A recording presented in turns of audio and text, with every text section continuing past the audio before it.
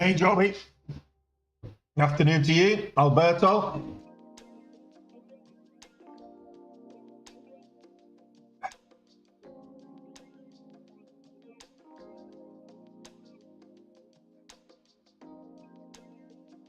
Morning, Neil.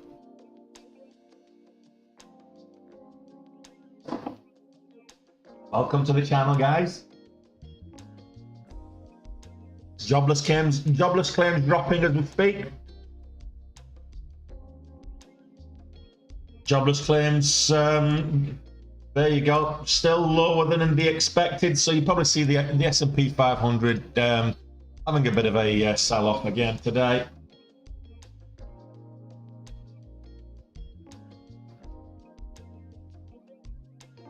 Shopify making good moves. Morning, Neith. Morning, Mike.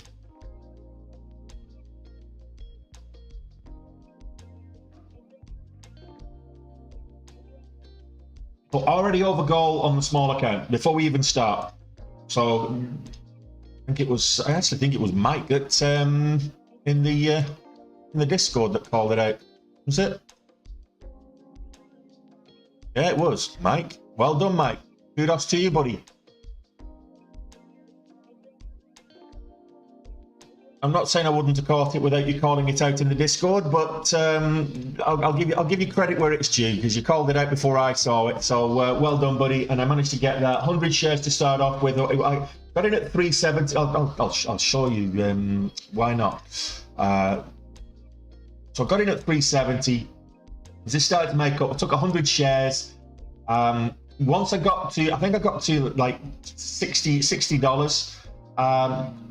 Just locked in a little bit of profit as it pulled back, bounced on the VWAP. As it made new highs, I looked to get in again. I got a really crappy fill, another 100 shares, took a little bit more profit on the way up, and then as it broke $5, so I took profit here as it started to pull back, and as it broke $5, I've then got margin. So I took 500 shares, and took 300 off at the top here, and then as it started to pull back, I got rid of the rest. So 117 bucks, happy days. Job done. Like 17%, 18% up again. So maintain that kind of trajectory will be done by the first week of June. So short hope. We've got treats for the dog. You want to see the dog fed? Make sure that you tap that screen with every digit on TikTok. And guys, if you're watching on YouTube, make sure the first thing you do, it really helps with profitability on the stream as well. So just hit that thumbs up button. You know the deal. You know you want to. All right, let's go back to the S&P 500. Jobless claims just come out. Not really done much. Sitting around 407s. We've not really done much movement at all on the SPY over the last probably 6 to 8 weeks. I mean, let's look at this on the daily. You can see this on the daily. So since April, we're pretty much in the same level. Just ranging, just slightly higher here, but I mean, we're just ranging sideways. So we're in a range market right now. Bear market seems to be over. That could all change. I think we bottomed out in October. I've said this already many times. I think we bottomed out in October. I'll just kind of zoom out a little bit so you can see what I'm talking about. So as we go to the bottom here at October, 348, 50s, that's where I think we bottomed out. And right now we're just ranging. Since we had a pullback in February, March, and then back up. But since the end of March, we've just been sideways. We've not moved really since the start of February. In real terms, we're just trajecting sideways. That's the overall market. Now I'm looking at the daily. This is the daily chart, Neve.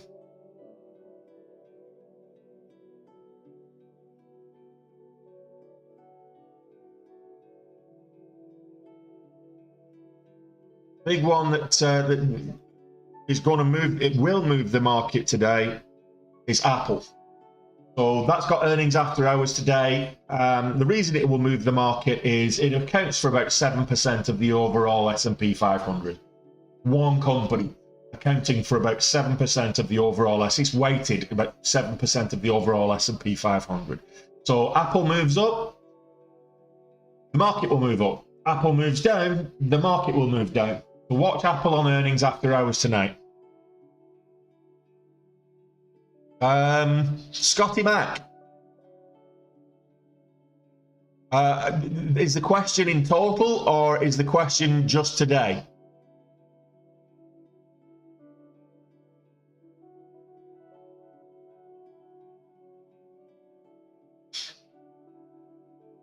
I'm using Capital Markets Elite Group, Dennis. Okay, so it started with $500. This is day 2. Started yesterday with $500. And you can see the total that we're starting with today at the top of the screen, 592. We made 92 bucks yesterday. I thought we were going to be about that, about 600. No, actually, we made 82 bucks yesterday. We started with 510. So we made $82 yesterday. I thought it was going to be a little more, but after fees and charges and were levied, it was $82 in profit off a $500 account, which is not bad at all. Not bad at all. So it's just over 16%. And today we're starting with 592. I've just made $117 on SNGX. After fees and charges, it's probably going to be about a little over $90. So we should be up around 670, 680. I've locked the montage for now. If we get some more action later, then there's no reason why I won't trade it later. But the motto, as I keep telling everybody, is get green, stay green, get to goal and get out. Now I've got my main account open as well, so if I do see something moving, I was looking at Shopify. I thought about trading Shopify, but it then entered a range, and I started trading the small account at the same time. So I'm concentrated on the small account, but for example, the banks are looking very dodgy. But there's some opportunities there with the banks, so I might take a position with a couple of the banks on the main account.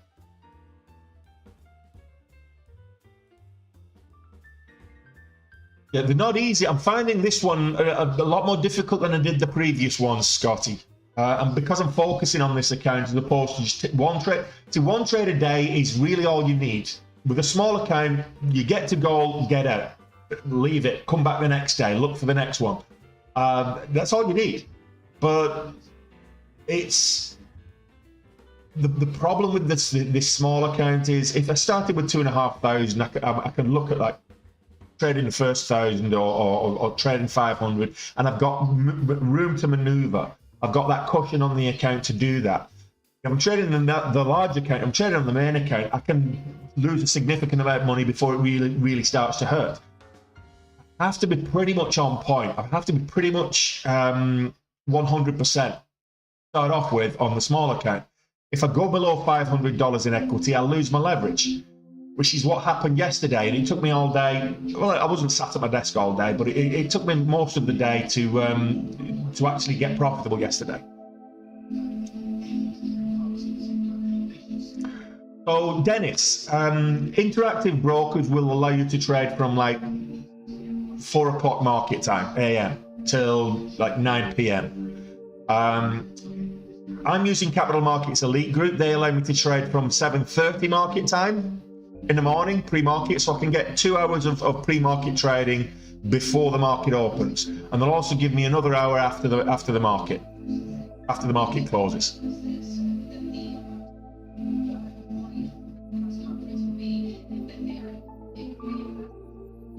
Watch Apple later today, guys.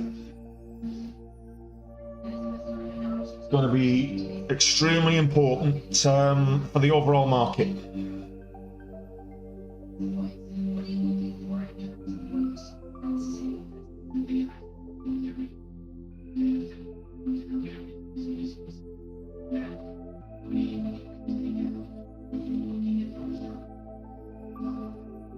PacWest is struggling again this morning, down 38% as I speak. So PacWest Bank, along with the others, so we're looking at First Horizon, we're looking at Comerica, Metropolitan Bank, Western Alliance, Zion Bank, a whole bunch of regional banks are feeling the pinch this morning, and probably even more so because the Fed upped the interest rates again by another 0.25% yesterday, and that's really this rapid tightening of equity or the credit squeeze has really, and that's what did for Silicon Valley Bank, and we have other issues with Silvergate and Signature, but then we saw First Republic get acquired by JPM on Monday, I think it was. So a lot of these, there's a lot more fallout in the regional banking sector, I believe. SNGX, it's broke down. It's absolutely just the one. It's broke down now. So look, it may come back late. It's got a good catalyst. So SNGX, I got this move up here. It topped out at $6. High of day at the moment, $6.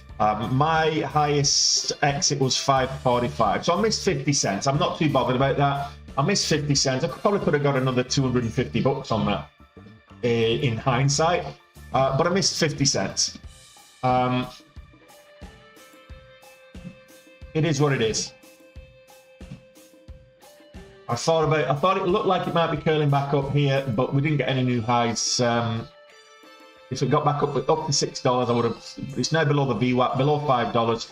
Leverage is gone because it's below $5. So now I wait for this. If I trade this again later today, I'll wait for this to get back above $5.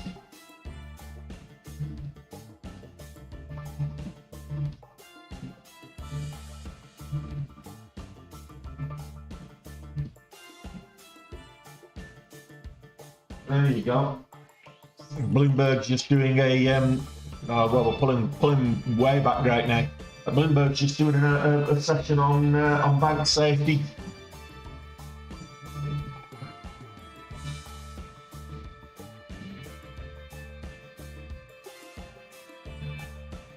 God morning, and I know I know I've got the beard and everything else, but you don't have to worship me, Gregster.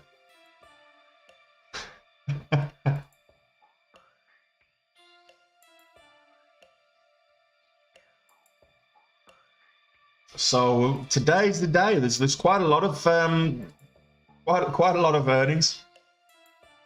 SNGX 100 shares, Neath, up until it got to $5, and then so I'll walk you through it. I'll zoom in so we can actually talk. I can talk you through it. So I got in 370 as it started to make new highs here. Took some profit there, then I got back in as it made new highs. I got a bad fill, granted, that's my fault. Took some more profits, then I got back in for the break of $5. I got in, I think I got filled at 510 or something like that, or 520. 520 it was. So the reason I got back in for the break of $5 is it was pulling back from $5 here. I got out. So these two were 100 shares. 100 shares there, 100 shares there. Then at $5, I went in with 500 shares because I got over $5. I got the leverage, so I now can afford 500 shares as opposed to just 100 shares. So I went in with 500 shares. I took 300 off at the top here at 545, and when he started to pull back here, I thought, okay, I'll just take it off. It's struggling a little bit there, and I got out for the rest. It did make another move back up and beyond, up to $6. Like I say, if I'd held at 500 shares, I would have got an extra 250 bucks up here if I'd held to $6. But it did pull all the way back down to what's the low here? 516. So I wasn't comfortable doing that. Green on S. Well, Volt, you can thank Mike B for that. Stock split or reverse stock split? Let me have a look at Mullen. I've been saying for months that they need to do a reverse stock split. Yeah, they've done a reverse split. So let me have a quick look at this reverse split on Mullen. What was it? I've been saying for months this is not even interesting to anybody unless they do, because it had like a billion shares in the float or something, and it was down at like literal pennies, so there's no point to it. 25-to-1 reverse stock split. So for every 25 shares, you've now got one. So it's now up above. They had to do that to stay listed on the NASDAQ anyway. You've got to maintain the minimum value to stay listed on the NASDAQ is $1. So you've got to maintain that over a certain period of time. And so Mullen still at lows, but now if it makes a 50% move, now it can be worthwhile taking a position with it. What do I think? I still think I still don't think much of them as a company. Most of these companies. There's a reason why it's a. I mean, it's still a big float for a low priced stock. I mean, we've still got 150 million in the float. So think about that. How many did it have in the float before this 25-to-1 reverse stock split? It's got 150 million now. Although saying that, it is highly shorted. It's extremely highly shorted. Now that can't be right. I think the numbers are a bit, because of the reverse stock split, I think the numbers are a bit skew with. It's showing 344 mil, showing a 232% short float, which has got to be based on old data. Yeah, that can't be right. Yeah, that's old data.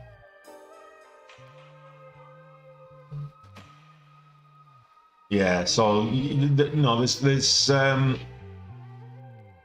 It had a 2 billion float, and it had a 200 million short float. So yeah, it's the short float hasn't been updated.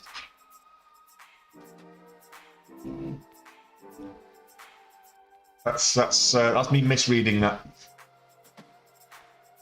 Hey, Black Eagle.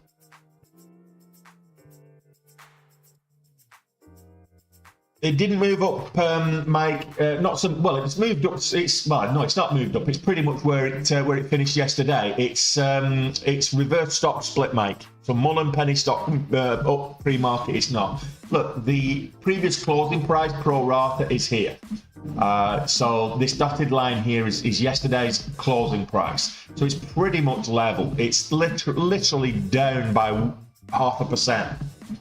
So it's not up pre-market. It had a reverse stock split, is why it looks like it's up pre-market. So if you look at this on the 60-minute, it looks like it's had a huge gap up from like pennies up to $1, $2, but it's not. It's just a reverse stock split. No, you can't. You can eagle, but you'll not make any money doing that. The minimum I would recommend is $5,000. If you're going to open a brokerage account, just save up. You know, take a second job. Do whatever it is you need to get the expendable. It needs to be expendable income. Don't be putting next month's mortgage on it, or on this month's or next year's college tuition fees, or whatever it is. It's got to be expendable income. Instead of going for 2 weeks vacation in Mallorca, go for a week instead, and the extra week, put that to one side. Save your 5K. When you've got 5K, learn how to trade before you do it, but once you've got your 5K and you've got a consistent level of profitability in a simulator, then open your brokerage account. Actually, funnily enough, I've been saying that. I've been talking to Capital Markets Elite this morning, funnily enough, about working out a deal with them and you guys, where you can get access to their simulation platform. You open an account, you don't have to fund it with a huge amount. You get access to the simulation platform, and you can get away with, and I'm working on a price which will be less than going to Dash Trader directly, and you get access to the platform, and you get the choice of platform that way, from Sterling or Dash Trader or whatever, and it'll be less than what you're paying at Dash Trader or whatever.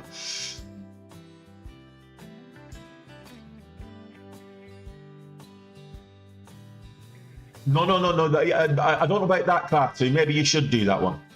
What do I think of SNGX? It's got a good catalyst this morning, but it's pulling back now. So the majority of the move looks to be done. It moved up to $6. It's pulled back. It's retraced all the way below $4 now. So it looks to be done. I'm not trading that again unless it gets back above $5. So that's SNGX, Hugh. That's for you, Hugh. So yeah, starting trading with $100. Try Forex. Go and gamble on Forex. $100. If you can't afford $5,000, save up. You're not gonna. I'm doing this small account challenge, $500, and it's extremely difficult. I'm finding it difficult.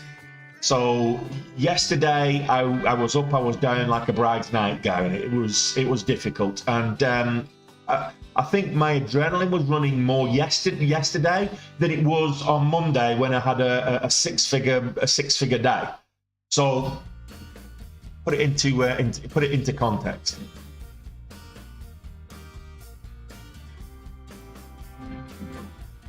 You shorting QCOM? I'll go through this. Hey Robbie, I'm good. I hope you're good as well. So QCOM. Well, I hope you were shorting QCOM. I think it had earnings last night, QCOM, and it looks to be trying to curl back around. Looks to be bouncing. So probably want to watch to go long. It seems to be bottoming out here at kind of 103s, 103.50. You can see the bottom here. So if you're still short, make sure you've taken some profit. I'm not saying it's not going to continue selling off. It might well do, but make sure you take profit as you go. Nobody goes broke taking profits. Okay, so SVRE, let's have a look at that for you. Saver one. Saver one, it got above $2, rejected at $2.15, high up at $2.15, so it's back below $2 now. But it's certainly worth keeping an eye on. Does it have a catalyst? I don't know. Up 60%. Let me just have a quick look at whether it has a catalyst or not.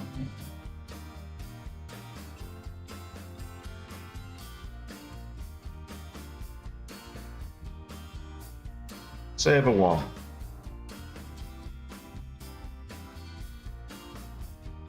Yeah, they've concluded a successful pilot demonstration with Abu Dhabi Integrated Transport Center. So that's why Saver one are moving up. That's a nice little catalyst. It's 5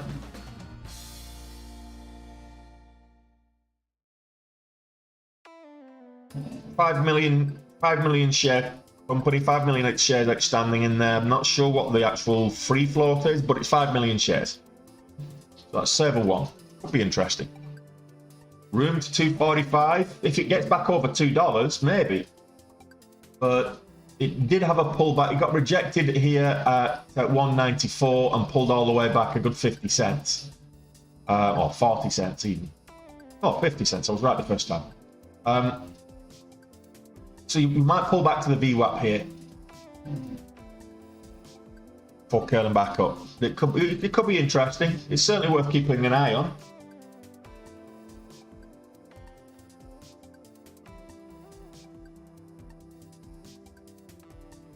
SNGX, covered that one.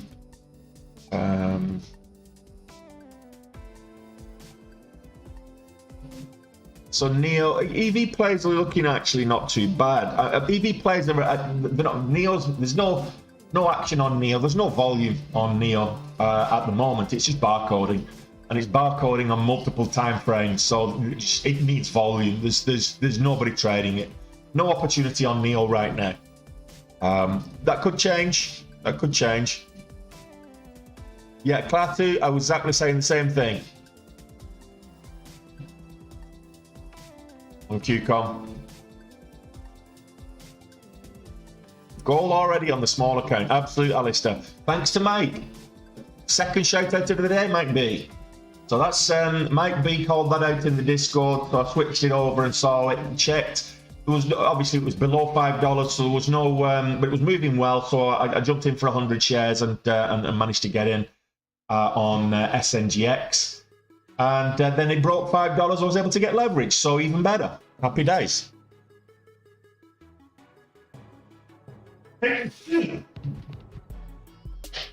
Oh, excuse me. Saito.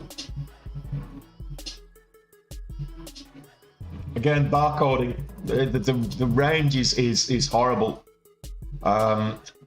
It's got good volume, but it's Altamira Therapeutics. The range is 2 cents.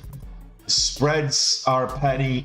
Yeah, no. Saito at the moment, not for me.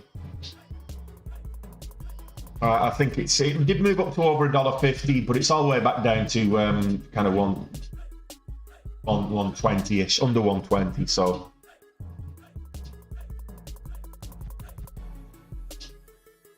sweating a little bit, running 500 shares, and it pulled back. Hey, look, it's you've been watching me long enough, Neve. You know what I'm like. Big risk for big reward.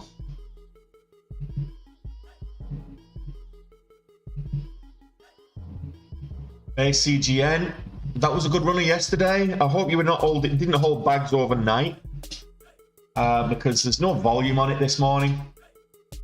It's pretty much sideways. I mean, it's like 1% up from yesterday's close. It moved up well yesterday, and then pulled back, and it's sideways at the moment. There's no volume on ACGN. I just hope you're not holding bags overnight. Continuation, but it's not doing anything right now. The high of the session high was a couple of minutes ago at 340. Session low was not too long ago either at 260. So it's got a range. Like 15 cents is the average true range on the 1 minute. But the spreads are 14 cents. So do you really want to get in on something where the spreads are as much as 14 cents and the range is 15? Probably not. It's not a good choice of stocks. If you're holding bags from yesterday, I hope it comes good for you. If not, look at something else. There's better options to trade for intraday trading. A lot of them, do not hold back. Do not hold these stocks overnight, because the majority of these stocks are garbage. Yes, we saw top went up to stupid amounts overnight, or $300 or whatever it was. But that's the exception rather than the rule. Most of these companies will have a pop and then they'll just bleed out, and they'll come back and they'll be down overnight. And they're not reliable. The price action is not reliable for swing trading. So don't. Like, I'm not one to tell you how to trade and trade your money, but these stocks are very dodgy if you want to hold them overnight.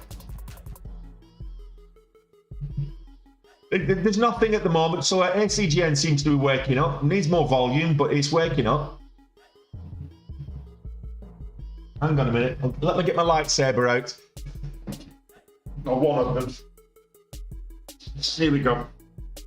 Let's give the market a poke. Oh, I need to charge it. Oh, I'm all right. Here we go. My glow stick. May the 4th be with you.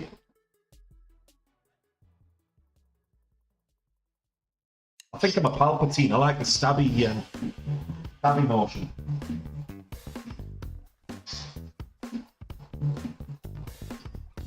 Just giving the market a poke so things will wake up.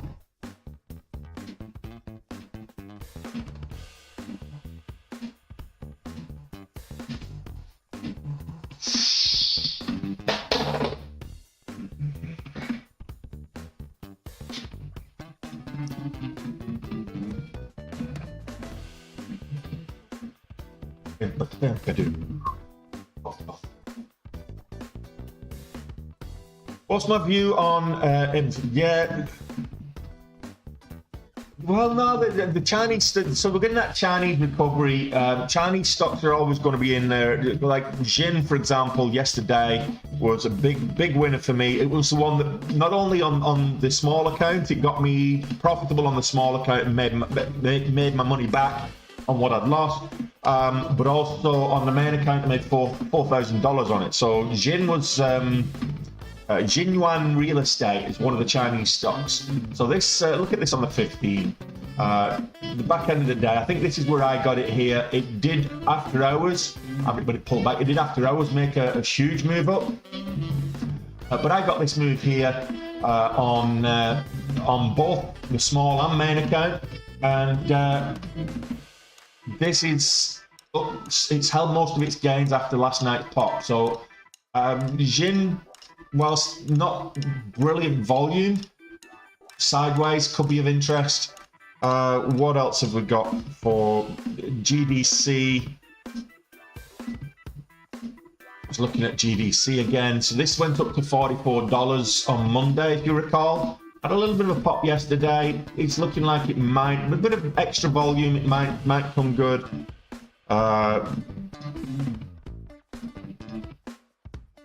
Chuyu is back in the mix again. So Chuyu, I've been reliably informed that's how you pronounce it, Chuyu. We've got CX app is back in the mix. Not quite at the levels I would need to trade it in terms of volume, but the volatility is still there. So Soundhound, you old chestnut, Soundhound coming back in. But I think the banks are probably taking some of the and Hardy's back again. That's another one of the Chinese stocks. Yeah, so if you sit on your hands, you sit on your hands. That's fine. I'm not sure about that, Ed. I'm not sure about that. I'm not sure if Apple will rally or not. I think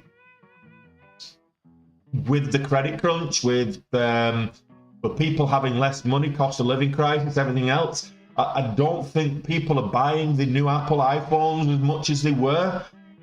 So I think sales numbers might be down again, like they were last quarter. So I'm not saying that you should be shorting Apple. I would say wait for the earnings, and you'll probably get a few of the other companies that in the S&P 500 will trade on sympathy to Apple, because Apple accounts for a huge portion. But after hours, the volume is going to be with Apple. So don't go trading AMD after hours thinking it's going to move in sympathy to Apple, because it probably will, but it'll be on lower liquidity, and it just won't be a good thing to do. I might do, Alistair. I will see. I'm concentrating on the small account. If there's an opportunity that is not for the small account, i.e. if it's a stock that's not got leverage, or it's a stock that's too expensive for the small account, I might trade the main account. I've got the main account open. I can switch it to WIM. I've not traded anything with it yet, so I can just switch over onto my main account very, very quickly if I just tab it across. So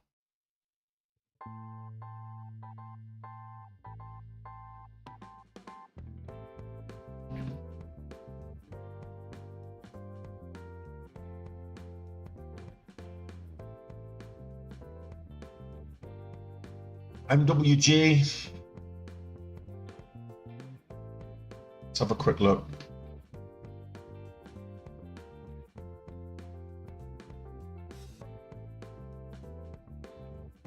Again,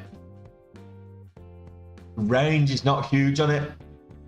It's up, but it's the range that I'm looking for. Look, I'm not saying don't. This is one of the things I don't like about trading sub $2 stocks, and one of the reasons I don't, because you look at the range, and I use the range a lot in my judgment of what can I get out of this if it moves. When you've got a 1 cent range and you've got a 1 cent spread, it's not covering it. And I always say, if you're wanting a stock that's got momentum, you really want to have your spread covered by at least 2x, 3x or better. The more the merrier. The spread needs to be covered by the range. If it's equal, it's not a momentum trade. So the risk is too much. So even if you're just talking pennies, you really want 2.5% range on a 1 cent spread. That's what I would say. And the volume's just not there. I mean, look how many blanks we've got on the 1 minute. Even on the 5 minute, we're getting blanks. So too many dojis and blanks. So it may move up after the bell. You might get. Ooh, I think I'm a teenager again. Got a zip. Why is NVO crashing? I'll take a look for you. See if I can spot anything. Is it crashing? I mean, really? There's nobody trading it. It looks to me like it's just down with the market. Ouch. If you look at this on the 15, it's probably the easiest way of doing it. So it's popped down, it's dropped, but then again, if I look at the S&P 500, let's look at the Qs. No, so let's look at the S&P 500. I was right the first time. Yeah, no, I don't know why. So let's have a quick look, see if I can find something for you.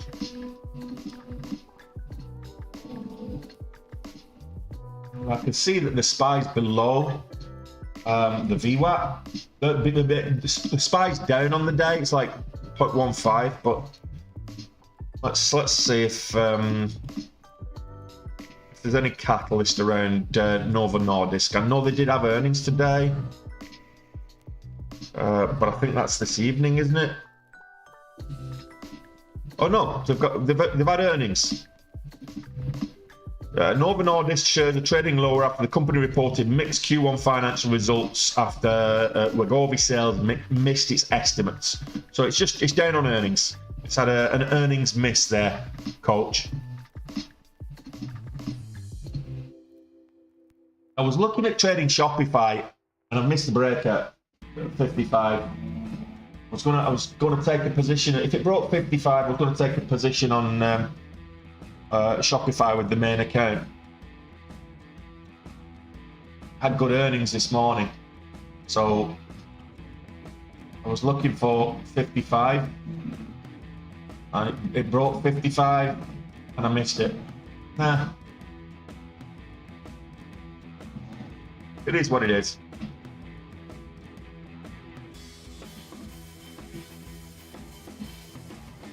I use Benzinga, coach. So Benzinga isn't just about scanners that you can see here and alerts. It's you've got the news, you've got earnings. As earnings drop, Benzinga reports it. Benzinga's fantastic.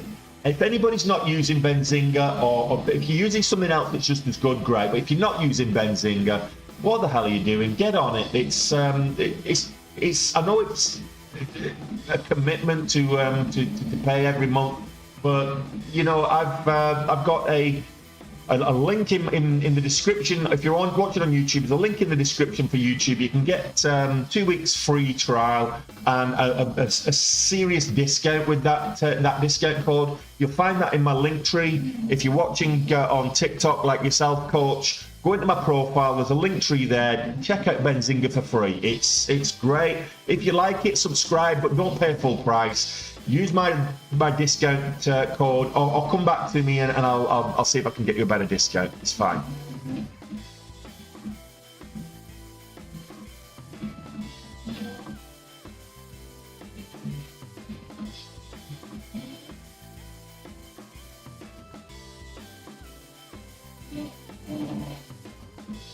Morning, Julio. We had the jobs numbers came out. Didn't really do much. I'll look at the SPY right now. Jobs numbers came out at 8:30. So back to the SPY, and didn't really do much. A little bit of a pop here, but yeah, it's not done nothing at all. So we had a gap up overnight, and then a sell-off. So the market's not really doing much. It's very sideways.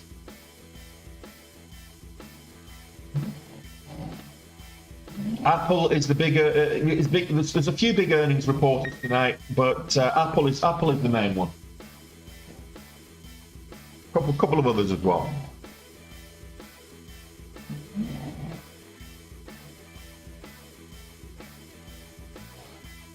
If you're wondering what that noise is, drowning out the music, that's my dog.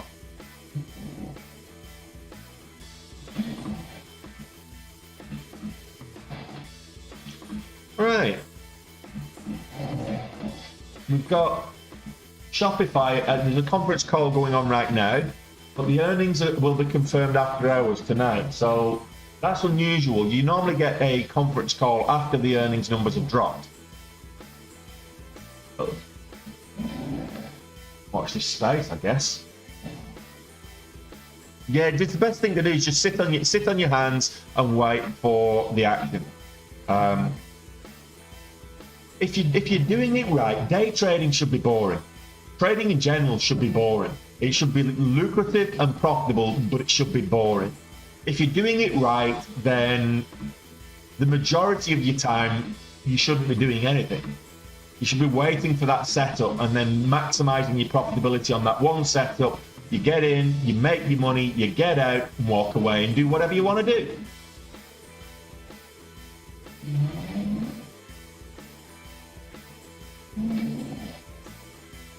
You can filter out, Joby. You can filter out. When you go into SEC file, I'll show you right now, actually. Why not? Why not? So, I'll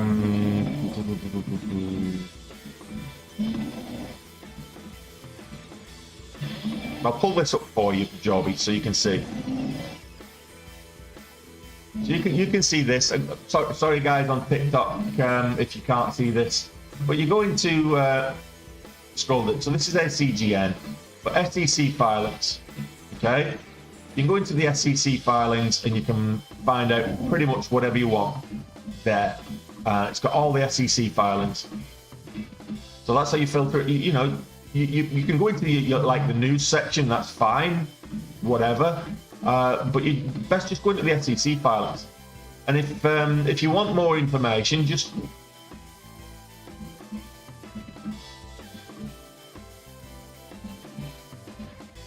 go to Edgar. If I can't find it what I want on Benzinga, I'll just go to Edgar, which is the SEC site. Edgar's very easy to navigate. You just go to Edgar, type in the ticker, and it gives you everything.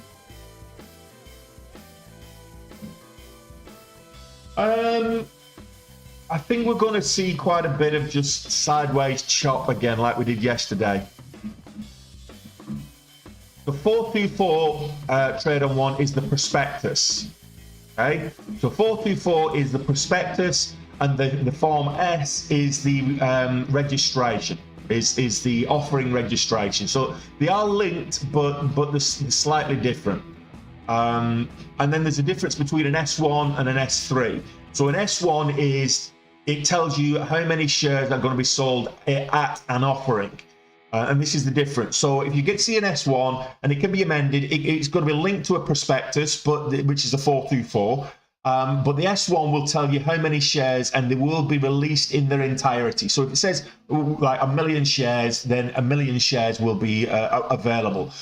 An S3 allows them to have a shelf registration, so they can have like 1 million shares, but they can release 250,000 today, and they can release another 250,000 in 3 months, or they can release another 250,000 in 6 months. And as long as that they've got that S3 active and they've not released all of the shares that were in the original prospectus, then they can release it at any time. Which is why you want to be looking for an S3 or a form effect on the S3 that means that they could release those shares at any time. So the S3, the S1, 424, they're all interlinked. The 424 is the prospectus, and the Form S is the registration of the offering.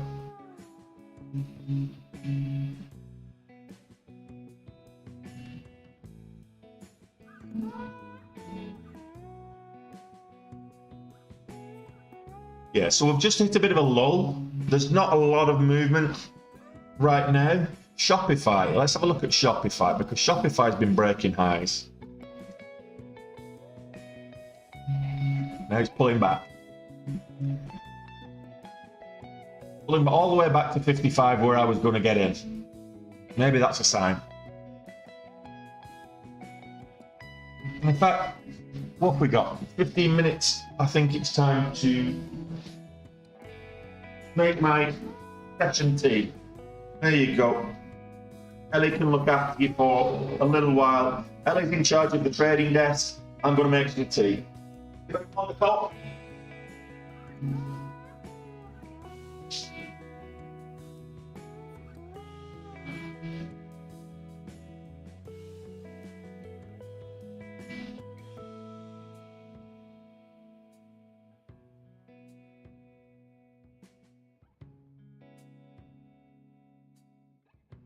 And we'll have some snacks while we're at it.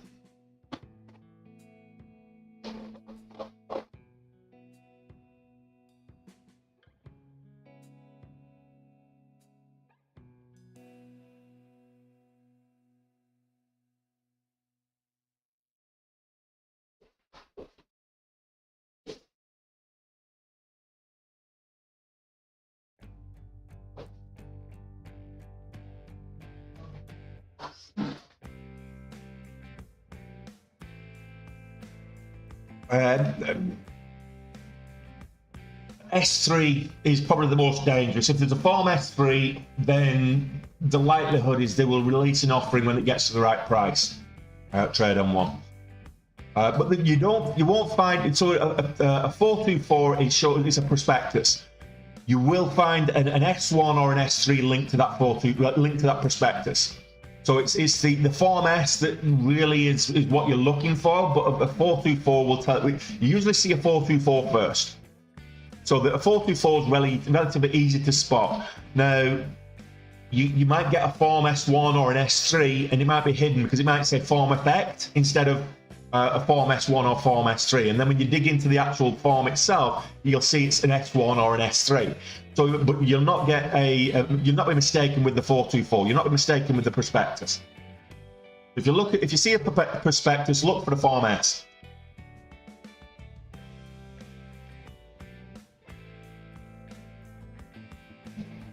How many likes have we got, Alistair?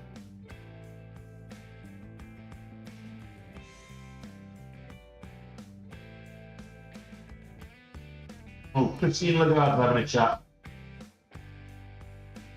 ECB interest rates are also up 0.25%.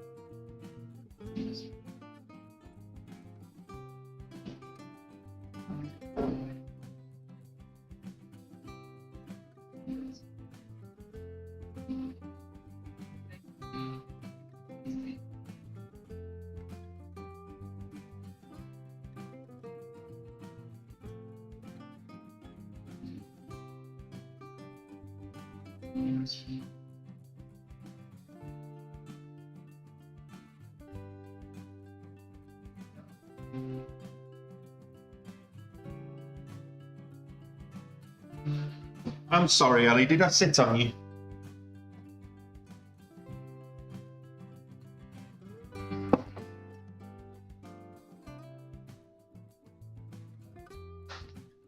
Morning, Art Market.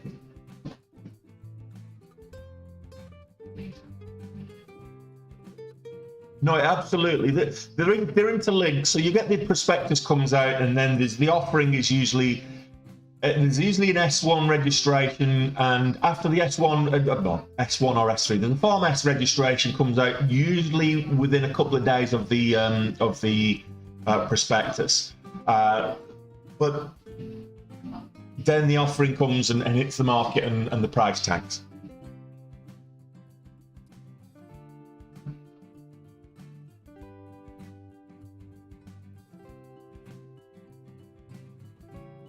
So I'm a COVID trader there, boss. So from a day trading perspective, I'm a COVID trader.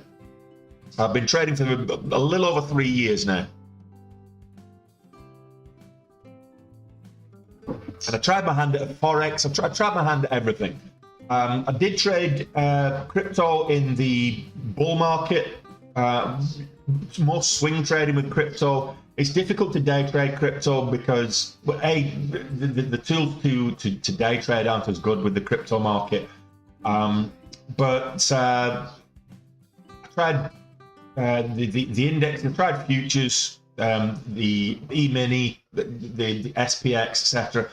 I couldn't get my head around. Well, I could, but I just didn't think that the moves were as volatile or as predictable.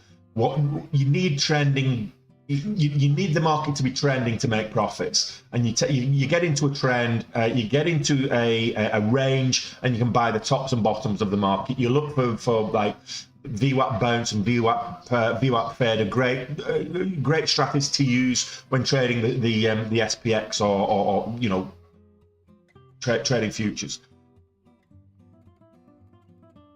It took me about 8 months, 9 months, Vols, for me to get consistent, to be profitable. I blew up my account 3 times, so I've blown up 4 accounts if you include Tuesday.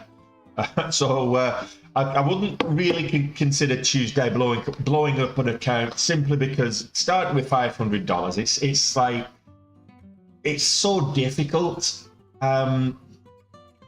To trade with $500 is that's hobby trading. It really is. You may as well just trade with a commission-free account. If you're going to be $500, trade commission-free, and just hobby trade. You're not going to make money with a $500 account. I know that's what this challenge is, but it's so difficult.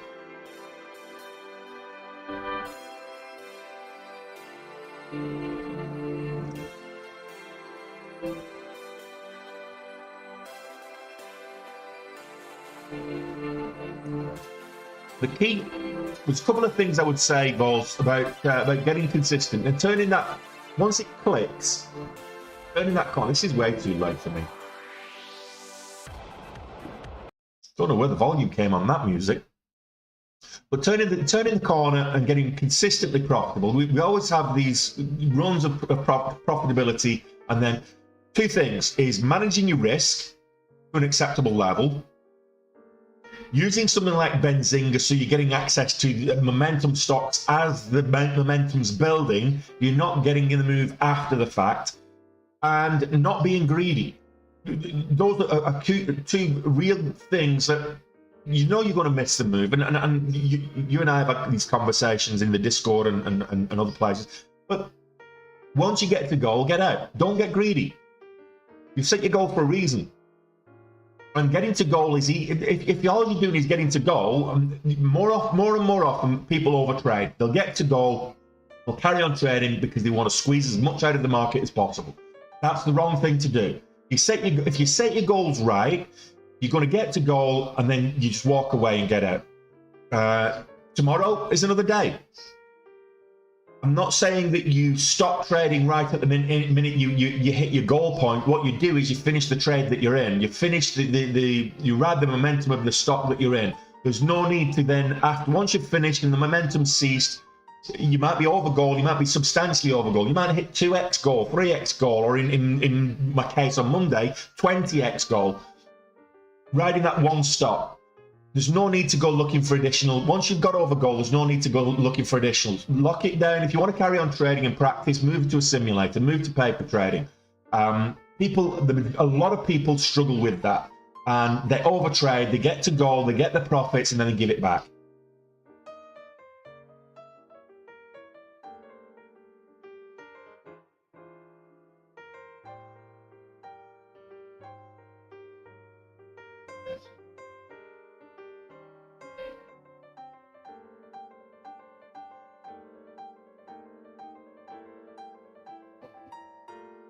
If you're getting into this with the kind of a get-rich-quick mentality, the market's going to humble you real quick.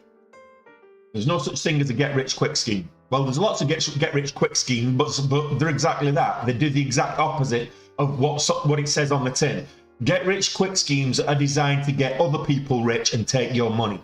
So just bear that in mind. If anything sounds too good to be true, it's usually because it is. A get-rich-quick scheme gets other people rich, not you. Just remember that.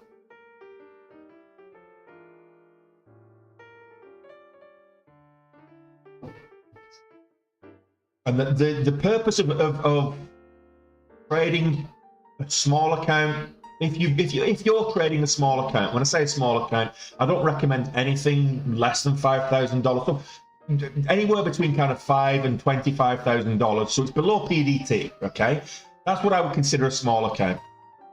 If you're trading a small account, the idea is to stay afloat, protect your equity. You're learning whilst you're protecting that equity. So just balancing the books between commissions and charges and profitability. If you're able to do that, over time you become a lot more consistent and you get a lot more big wins. You'll be cutting your losses, you'll be managing your risk a lot better, and over time you'll find that your profitability does increase, and then you start growing that account, and then it becomes a nice account. It becomes a $30,000, $40,000, $50,000 account, and then you're able to trade and make some reasonably good money at it on a daily basis. Once you're growing your account, and I would recommend that you keep some, by all means, when you have a good week or a good month or whatever it is, take some profits. But grow your account. and try and get your account to 6 figures, because you're always going to be able to make money with 6 figures. Just saying.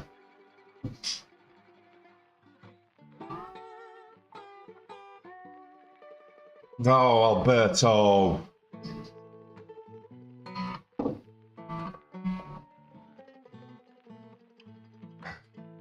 Consider yourself a slap on the wrist from me.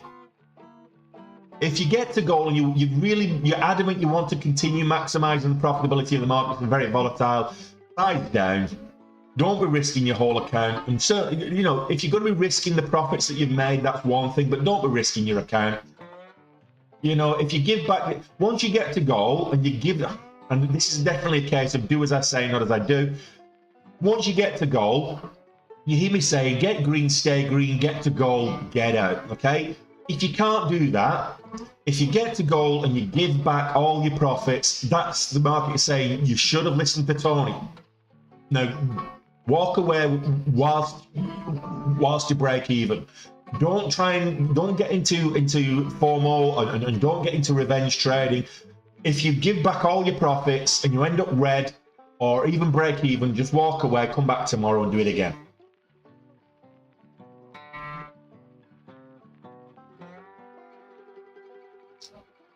So, Pac West, I'll show you something right now, guys. Pac West it's down another, what, 44% today. Hard to borrow.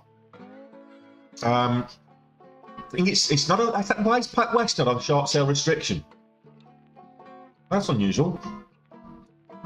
It will, Pac West will be on short sale restriction when the bell rings, I dare say, but it looks like it's not at the moment. So Pac West, it's hard to borrow. If you want to be shorting and you don't want to be paying locate fees, look at the other stocks that are trading in sympathy with it. Other banking stock. Change these scanners over.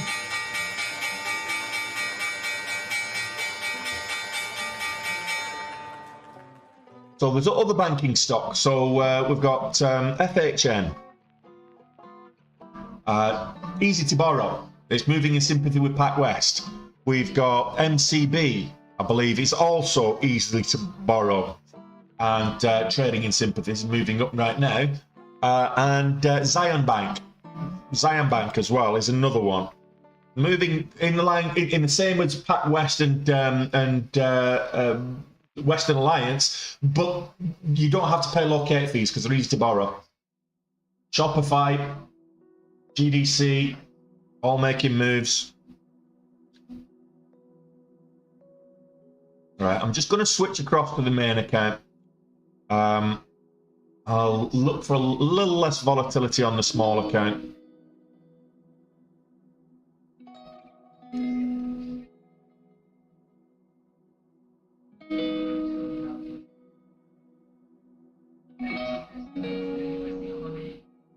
Right, Pac West halted.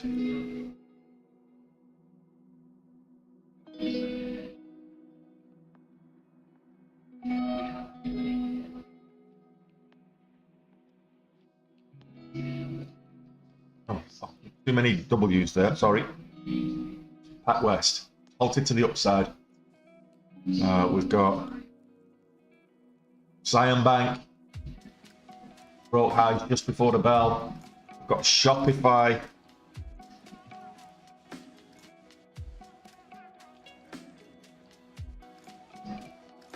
Quite volatile.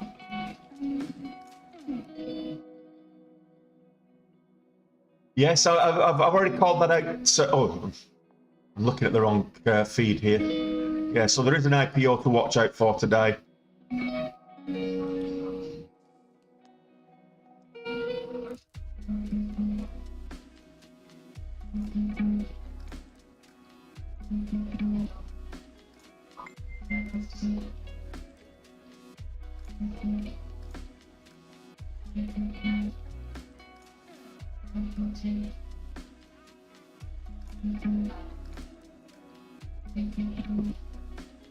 I'm going to be watching Guardians of the Galaxy 3 tomorrow.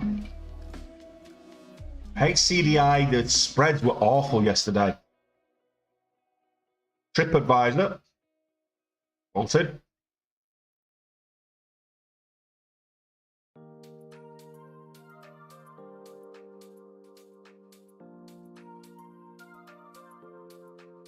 Upwork.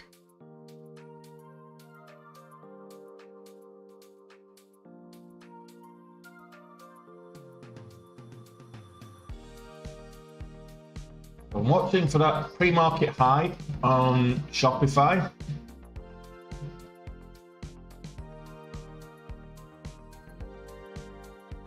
Got the opening range high right now, which is currently 55.94.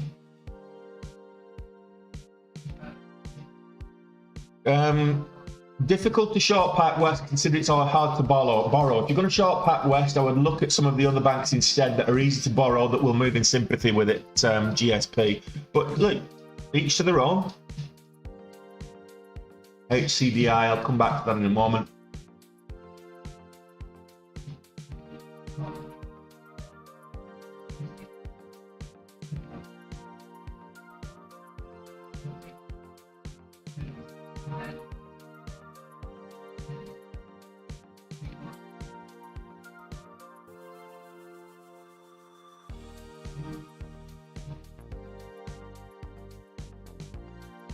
There's nobody trading HCDI beforehand, so yeah, we're getting a little bit of chop here. So let's have a look at what time HCDI will resume. So 9:36. There've been a lot of halts this week that have been a lot longer than just a 5 minute. So this is Harbour Custom Development, HCDI, and this is looking like gapping up. Well, not really gapping up, kind of 655 resumption. Could be wrong. Just as I switch across from Shopify, it starts moving.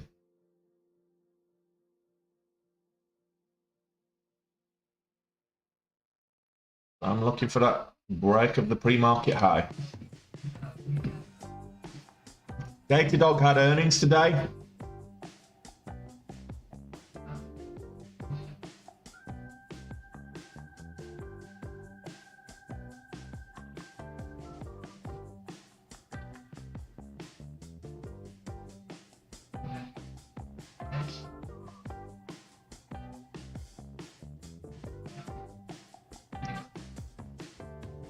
Right, looking for $57 here.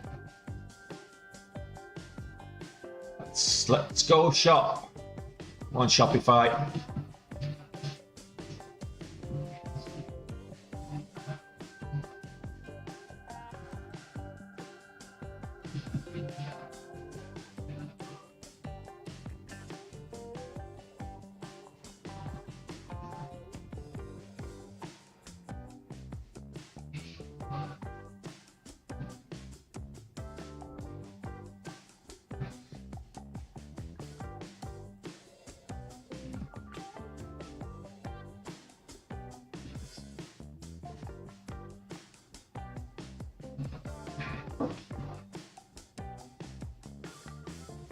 You know you want to do it Shopify. You definitely wanted to get up there.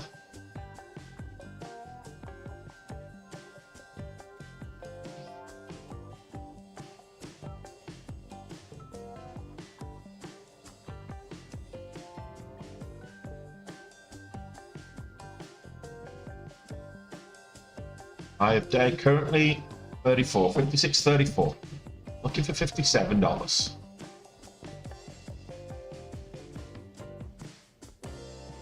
Breakout 56.50 milestone.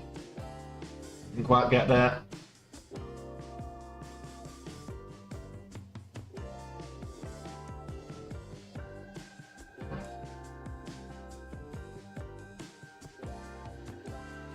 Upwork making a bounce. 785. Upwork could be interesting. Worth checking it out. UPWK.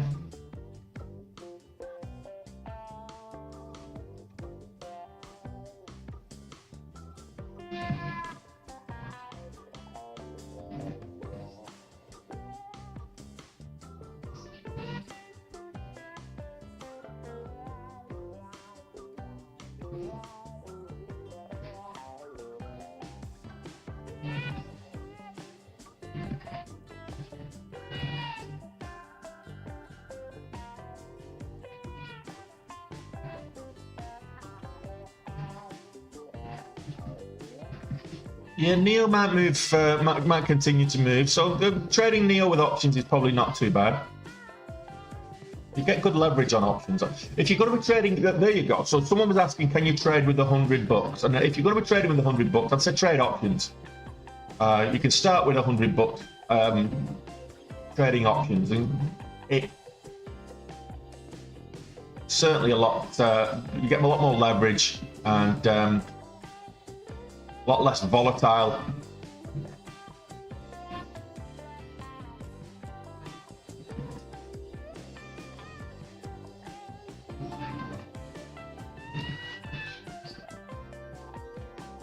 Come on, 57. You know you want to do it. Shopify.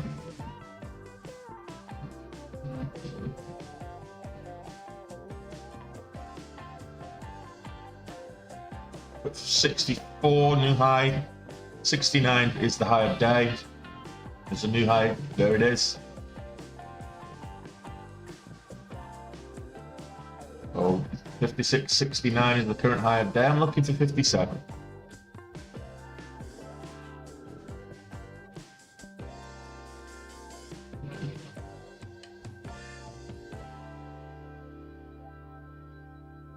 I'm still doing it straw web. I'm just trading Shopify here.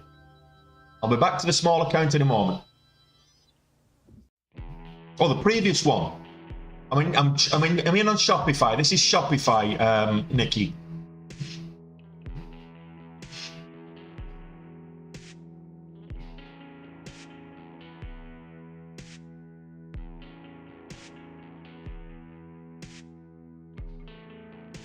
Looking for the breakup. I'm looking for $57. I might not get it, but we'll see.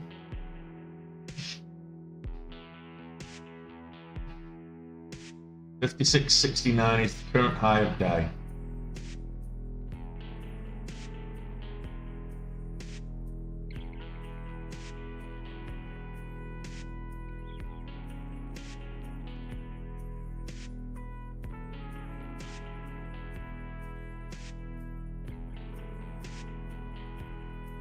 The previous small account challenge, we finished it, Strawweb. We were talking about the Q1 small, the 2023, the one that started in January. I did that from mid-January to end of March, and it started with a $2,500 account, and we took it to over 30,000 net.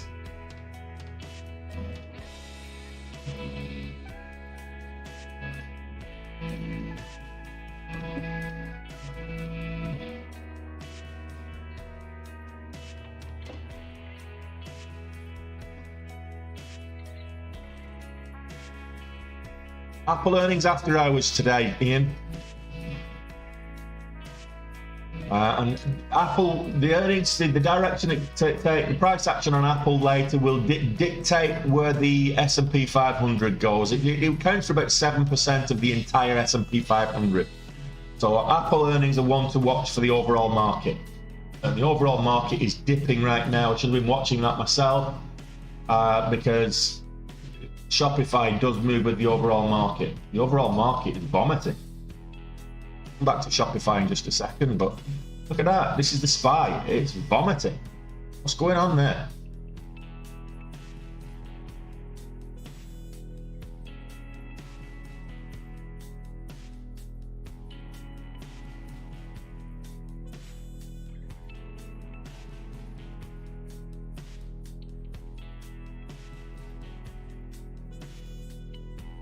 CDI resumed.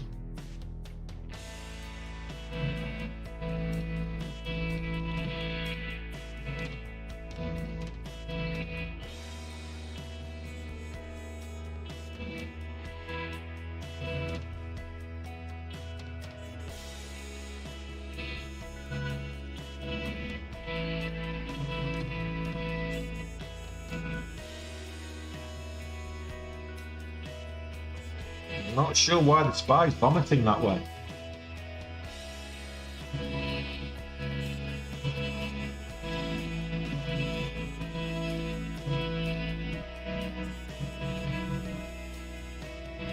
I'm gonna get out for a quick Let's have a look at what's going on with the SPY. Shopify would have got up to 57, but look at that. It's vomiting. I've just had a quick look. I can't see anything on the SPY.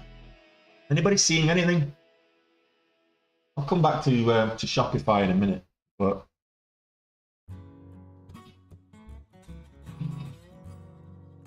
have a quick look at the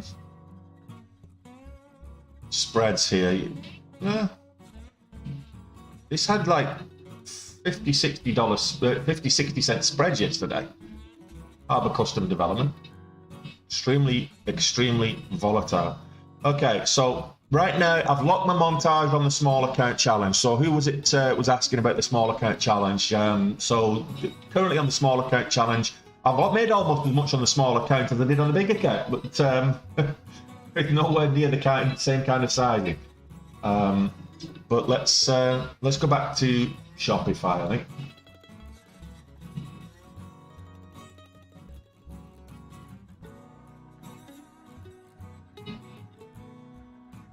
I think this is going to $57.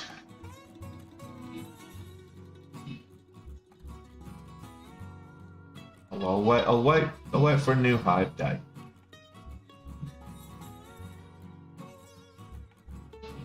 MVST. No volume. There's no volume on Invista. Nobody trading it. It's like 400,000. It's just yeah, the market's down huge amounts. It's just vomiting. I don't know why. I mean, this is unusual. There's usually a catalyst for why the market moves in that kind of behavior, but we'll see.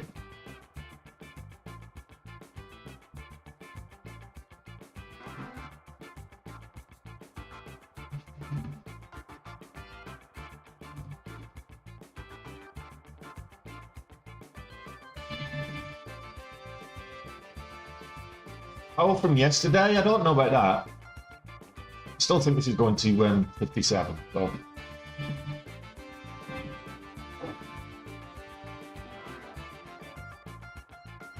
Oh, 86, 90, 93, 94.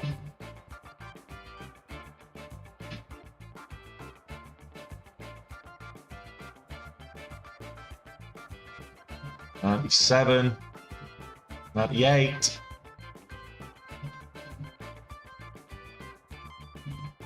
99. Probably get a bit of a dip at 57. Oh, we're over 57. Nice. Keep going.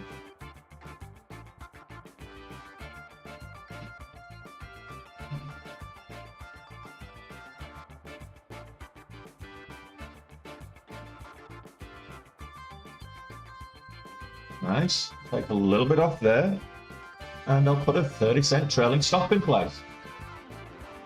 I'll leave that there. Yeah, I'm not sure. I'm going to commodities here. The Mufti.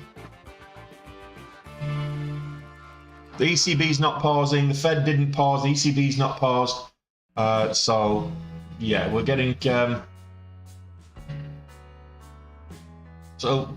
I'm just going to leave that there and come back to Shopify later. I want to see what else is moving. Whether I need to. I'm reluctant to take another trade on the small account. I'm substantially over gold, so let's just move back to the small account. So the gold today, we started today with 592. So the gold today was $60. We're 117. So we're almost twice gold today. So. Do I take another trade? I'll probably wait for the first 15 minutes is up now, so I'll probably wait for something to move that's looking attractive. Right now, there's a little bit of movement, but nothing really that's looking really attractive to me. AMD's breaking highs, and Shopify breaking highs, and the market selling off. Go figure. Just sometimes the market is just irrational. I think I just got stopped out on Shopify. So I got $2,000 on Shopify. Not a bad start to the day, is it? Get green, stay green, get to goal and get out, as they say.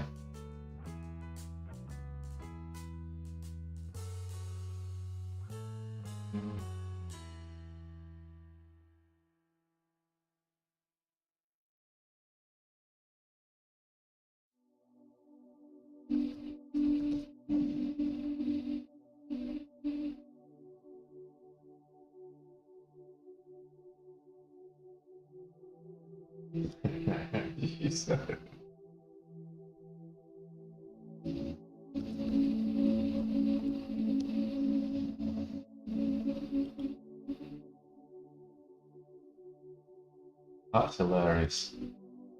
Just got a message. My little girl's got this bottom lip photo of my little girl's got the bottom lip out like that. Right.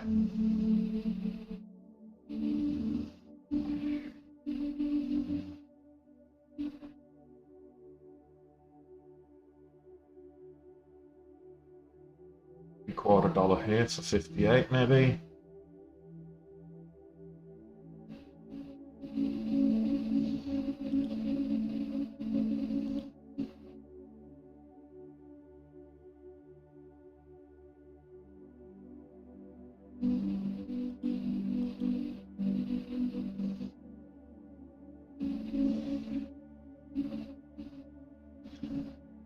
Pull back at 58.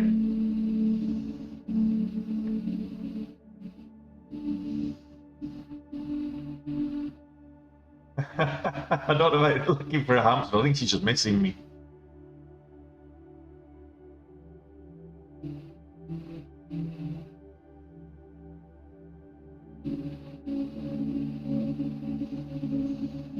Nice.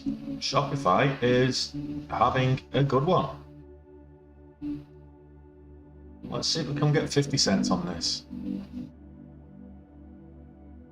So we're looking for 58.60.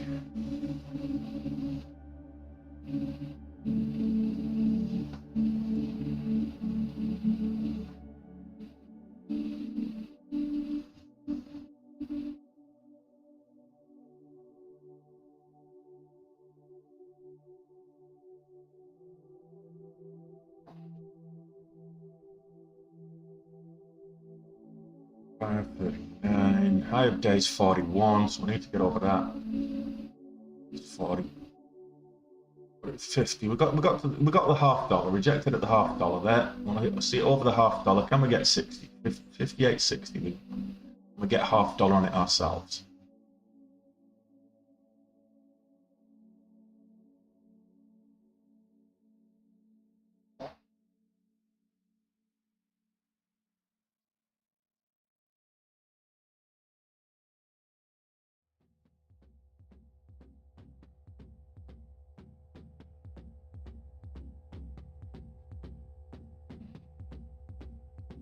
Shopify's having a good moment. You don't want to extend your welcome. That's the thing. I'm looking for 58.60.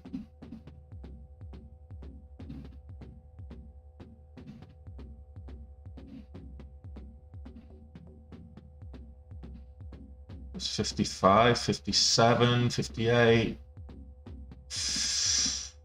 558, 58, 58. 58.59.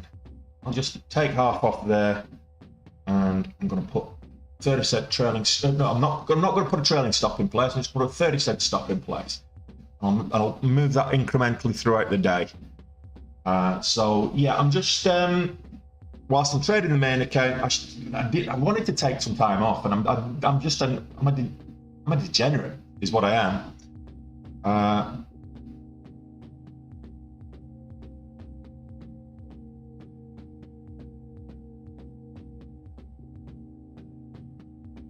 Put that at 38. I'll leave that. If this gets up to a kind of 75, there we go. I'll move this up to 58.50, and I'll leave that there.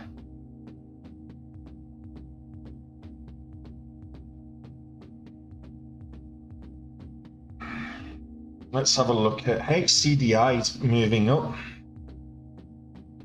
Let's have a look on the my little, where my stop is there, 58.50 ish.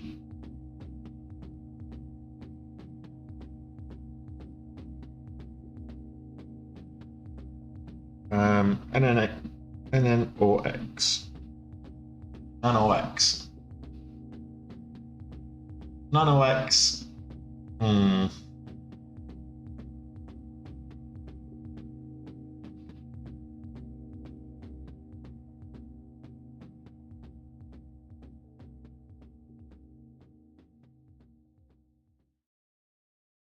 West halted again, yeah, to the upside this time. The market seems to be curling round all the way down to 405s. That's a big drop. Whole $2 move on the SPY. HCDI testing at 850 again.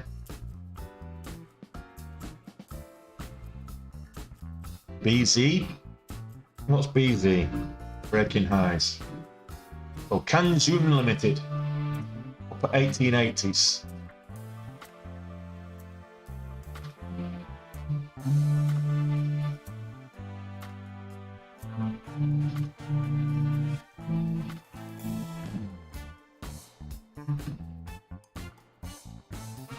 So high of day, 59.31. Going to change this for a 50-cent trailing stop now to get back over $59. If it gets back over $59.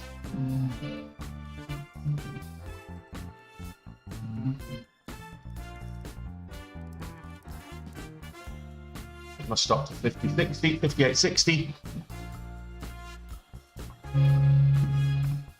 Yeah, Plunk. If you go into my link tree, there's a fantastic course there, and mentorship and community, all for the same bargain basement price of $120. So go into my profile, click the link on my profile. And there's at the top of that link, there's a link tree. It's called. It's Linktree, the TikTok trader. And if you go in there, you'll see Day Trade with Tony. It's a day trading course. You get access to the course. You get access to mentorship. You get access to the Day Trade with Tony Discord. You get access to my ebook library. So you're on about books to read. You get access to all that as well. So we've got a new law there. So we're not too far off today's goal, actually.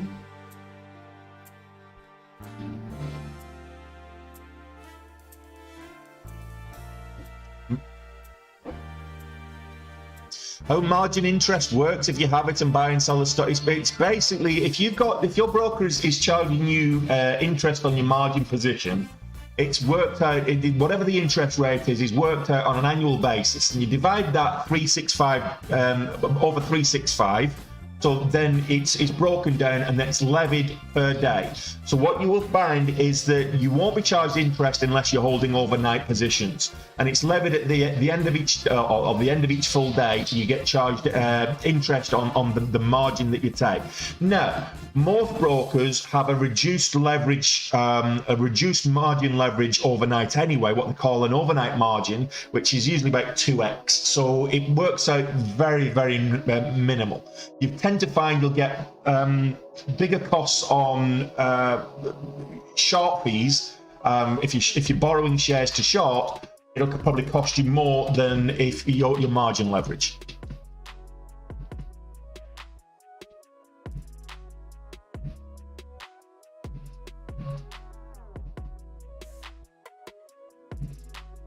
Well, it was the other way around for me, Gaplunk, is that I was doing this, and whilst I was streaming, people were asking me to teach them how to do it. So that's what at the bequest Saito.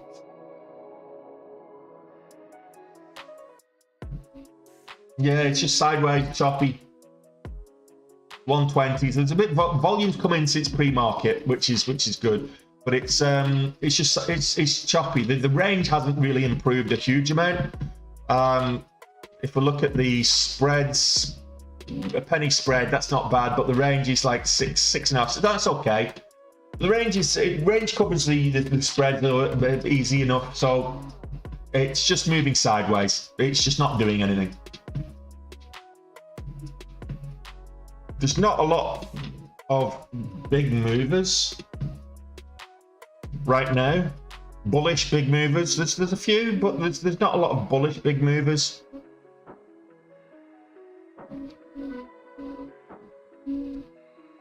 Question, guys. Shall I do a long stream today? Do I do a long stream today, or do I'll switch over to do a longer stream today, or do I just do the normal 2-3 hours? HCDI to me looks like a double top, Alex. So let's have a quick look at HCDI. HCDI. So on the 1 minute, it's actually a little bit more difficult to see. People looking at the false breakout. But if you look here, switch it over to 2 minute. So I'm looking at multiple time frames at any one point. Okay. So if you look at this on a 2 minute, you've got this move up, and it reached a high of 892. Then you get another move up, and it reached a high of 890. But you've got the dip in between. That to me is a double top. And that's a bearish indicator. So without it getting up and breaking $9, you've got the whole dollar resistance at $9 as well, which you should have been watching. But that to me is a bearish pattern, and it looks like a resumption here at 728. So it looks like it's going to gap down at least 10 cents, and we'll probably pull back and sell off below $7. My opinion. Just the meanderings of a chunky guy on the internet.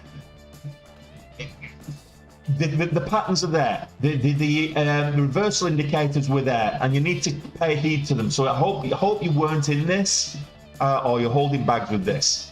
But yeah, the reversal indicators were there. Nice bullish move up, but then once it pulled back to the profit line, the dotted line, yesterday's close price, moved up again. That was your indicator there. It was like, on the 5 minute, you had a number of reversal indicators right from the off, even before it pulled all the way back. So you had the devil horns here, and then the move, the almost a doji there. So and then the move back up is the double top. It was bearish. The bearish indicators were all there.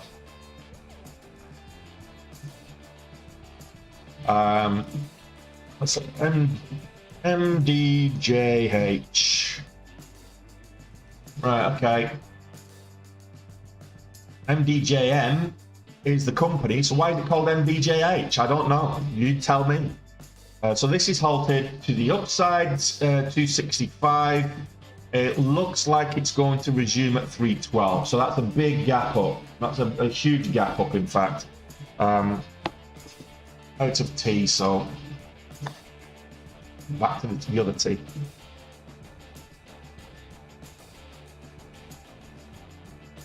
Shopify, yeah, there's a flag set up there for sure.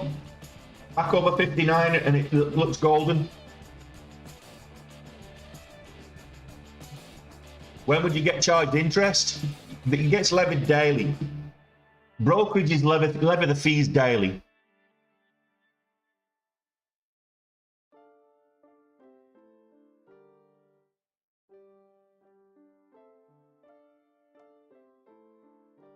This halted at 52, so it should resume about now.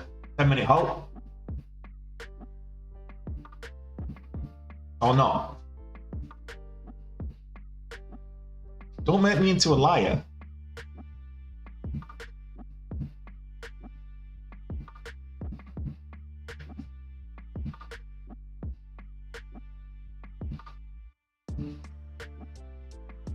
Yeah, so HCDI just resumed on the halt down, and lo and behold, all the way down to 7. Like I said, sell off to 7. I'm not saying I'm the best trader on this sort of best live trader on social media. I reckon I'm top 3 for sure. I might not be the best, but I'm certainly top 3. Come on.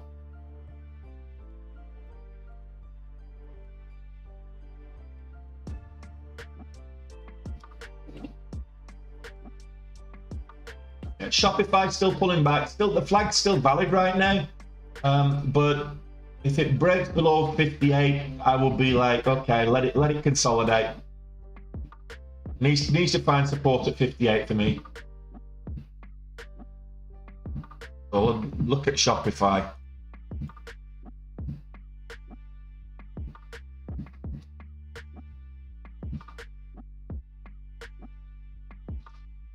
So it's pulled all the way back. It needs to find, it's on the 20 EMA right now. So it needs to bounce here for a move back up. Otherwise, this kind of 1 minute flag, 2 minute flag, whatever, is looking a bit iffy. Continue selling off.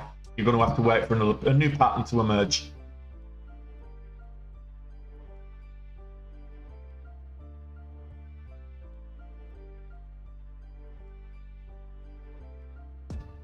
Yeah, but July last year, didn't Shopify do a reverse stock split? Didn't they do a stock split? Because it was up at something like 400, but they did a stock split. Pretty sure there was a split. They did a stock split at some stage towards the end of last year. So Shopify's never been up at $400.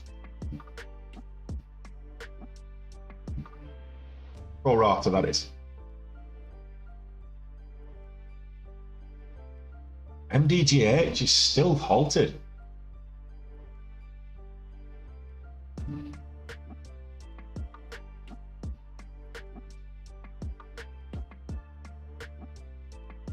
It's nearly 15 minutes now. Yeah. Now, I don't mind looking at top. It made me a lot of money last week, but I can't trade it. To put this into context, when I started trading top financial last week, I could get 6 times leverage on it. On the second day, it was, I think, 125%, so it was like equity only. Now it's 250%. So it's like, for me to take, for every share that I have to take, it's $100, excuse me, $100 a share, I have to have $250 of equity position available. So it's not worth trading.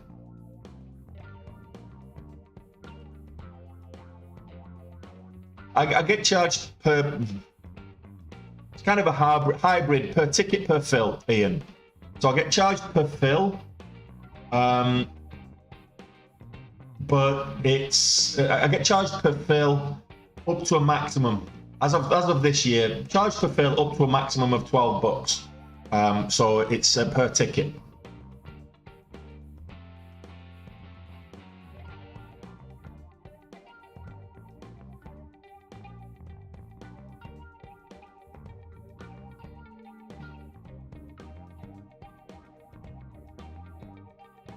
Shopify, no, Shopify was,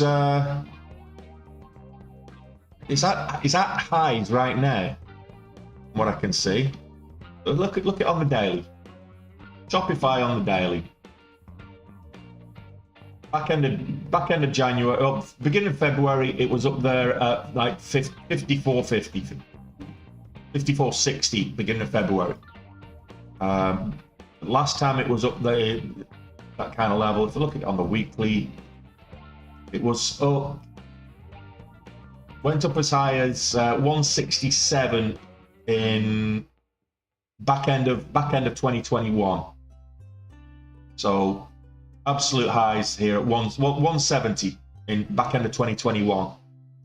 So it tanked all last year up until Easter, and then it's steady gains in the meantime.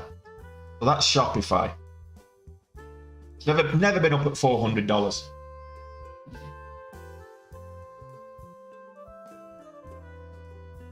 Yeah, I don't trade the pink sheets.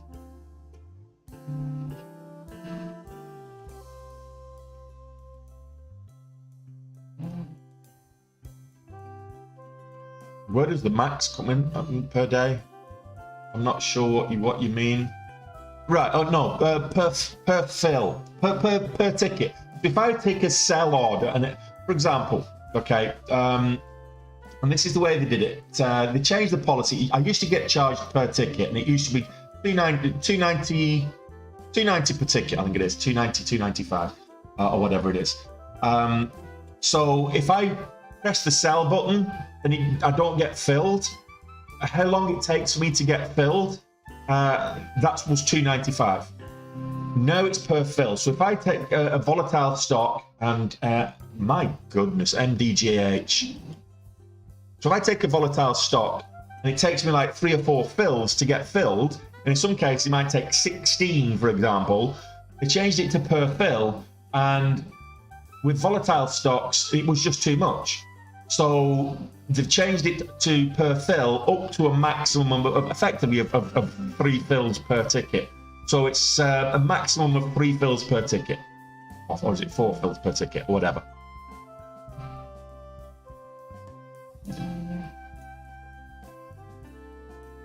We'll have I don't think there's any decent football on tonight. So Manchester United's playing. So yeah, there's no decent football on tonight.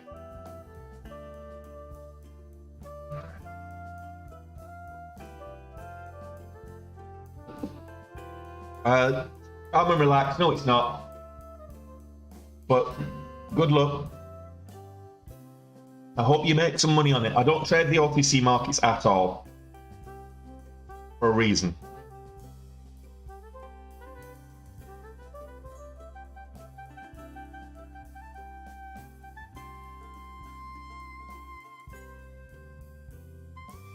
In fact, I don't even know if I can get that feed.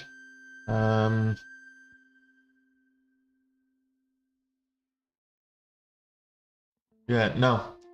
I don't have permissions to trade the OTC markets from a broker, and I'm glad.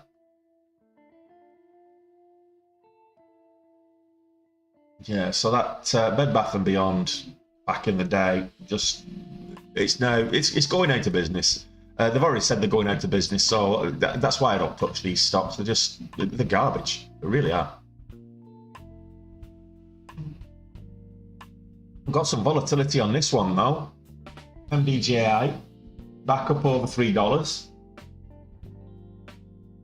What's the spreads on it? 5 cents, 5 cents. 26-cent average true range on the 1 minute. So you're getting a 5x there.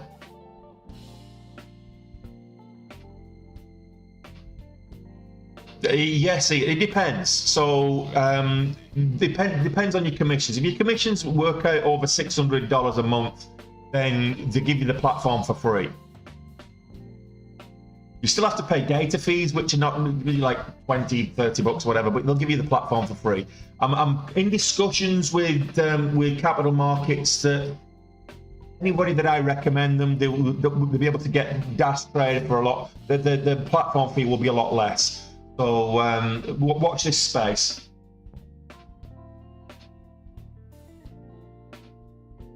What happened to SVRE? Let's have a look, shall we?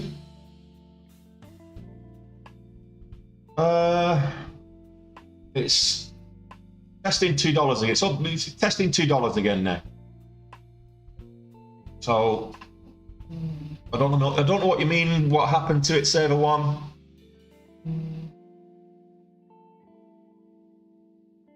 Who's that with, Ian? With DAS? $150? With capital markets? What do I think of MD? I've just been watching MDGA. It's a bit too choppy for me.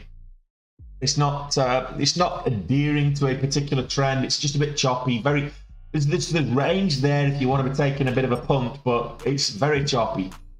I'll wait for this to break new highs if it's going. It looks like it's popped up, and now we get the volume coming back down again. So it's popped up. It looks like we're on the back end of the move already. Shopify looks to be curling up. I like this tune.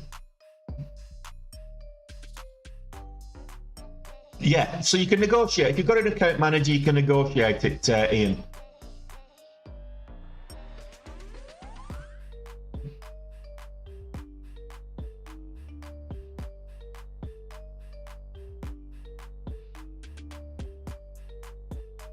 So any new accounts, so it cost me 120 on my main account. It cost me 120 a month because that's the contract I'm in. On the small account, it cost me 220, I think it is, or whatever it is. So new accounts, as of January 1st this year, new accounts and accounts that are reactivated accounts would recommend interactive brokers. For it depends where you're based, Karanjit. If you're based in the UK, no, because you'll get hit with the PDT rule. If you're based in the UK, Germany, or the US, no, I wouldn't, because you'll get hit with the PDT rule. Might not be a bad thing. If you're happy having limited number of trades, then fine. I do like interactive brokers. I've got a larger chunk of equity with interactive, but I would say for a small account, day trading with a small account, capital markets is the way to go. Yeah, capital markets. You can go with someone like a Trade Zero, or and there's a whole bunch of them that are offering these free commission platforms. They fill the crap. They don't carry the full order book. They're just not. You're not getting a direct access platform to trade on, like a Sterling or a Dash Trader or TC2000 or something like that. Which is why I recommend. I mean, I use them, so I recommend them. Shopify curling back up. Bit of a kind of a not. There's an argument for an inverse head and shoulders, I guess. Not a very strong argument, but it's there. The neckline would be here, 583, 585.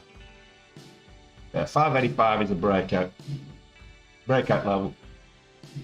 So I'd probably wait for 59 retest.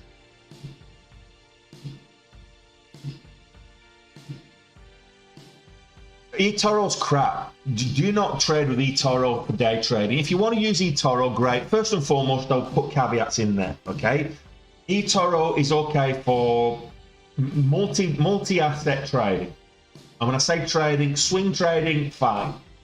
But also, watch what you're trading, because the majority of what you're catching on eToro, they don't, first and foremost, they don't carry the full order book on any markets that they allow you access to. Secondly, the majority of instruments are CFDs, so you're not going to actually own the underlying asset if you buy it. The spreads are horrible, the fills are horrible, the platform's horrible. It's okay if you just want to buy and hold something. And if you, whether that's swing trading, buying it and holding it for a few days or for a few weeks or a few months, or whether it's long-term investing, that's also okay, providing it's not a CFD. So make sure that you're not buying a CFD, because if you buy a CFD, you're not going to get any dividends, you're not going to get any benefits of actually owning the stock. No voting rights, no dividends, nothing. You can't lend it out to get paid for get lending fees and charges or anything like that. Make sure that if you're buying something on eToro, that you're if you want to use eToro, it's not a day trade. It's a limited set of indicators as well, so you can't even get a VWAP. So the volume weighted average price, which I believe is probably the most powerful individual indicator for a day trader, it's a great intraday trend indicator. You can't even get that on eToro. So And again, with crypto on eToro, you're not buying it's a CFD, so you're not buying the underlying asset, and that's why eToro is not available in some countries in Europe, because CFDs are not legal everywhere in Europe. And the spreads are horrible across the board. I think the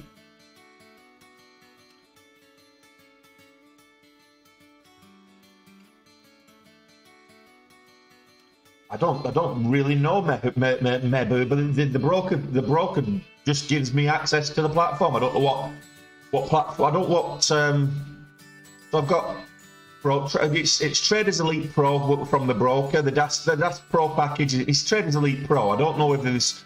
I don't think there is any different packages with. I'm an active trader, which is the account that I've got with well, the accounts that I've got with capital markets.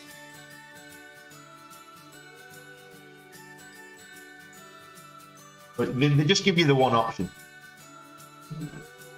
The S&P 500 is still down at 405. Not a lot of movement right now. NYSE is moving. Have a look at this. Halted, no?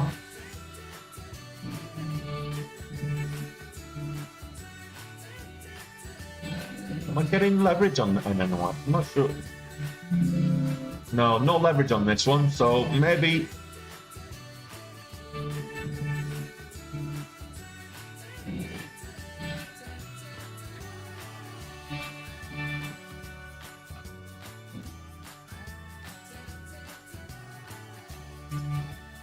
We're not trading equity. We're not trading commodities here, at Mufti. So it's no commodities or futures, just equities. No, I don't have enough equity to trade. This is what I'm saying. So NanoX imaging is moving up. It's got a nice bit of momentum going for it. It's moving up. But there's no leverage, so I've only got what, $600 to play with. So without leverage, I can't trade it. Well, it's over 13 now. It's up at 1340. It's a bit extended right now, so just be careful.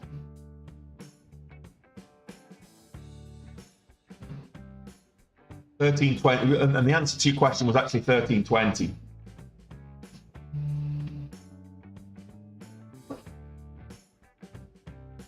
Main account trade, I suppose, Alistair. Oh, you've switched over.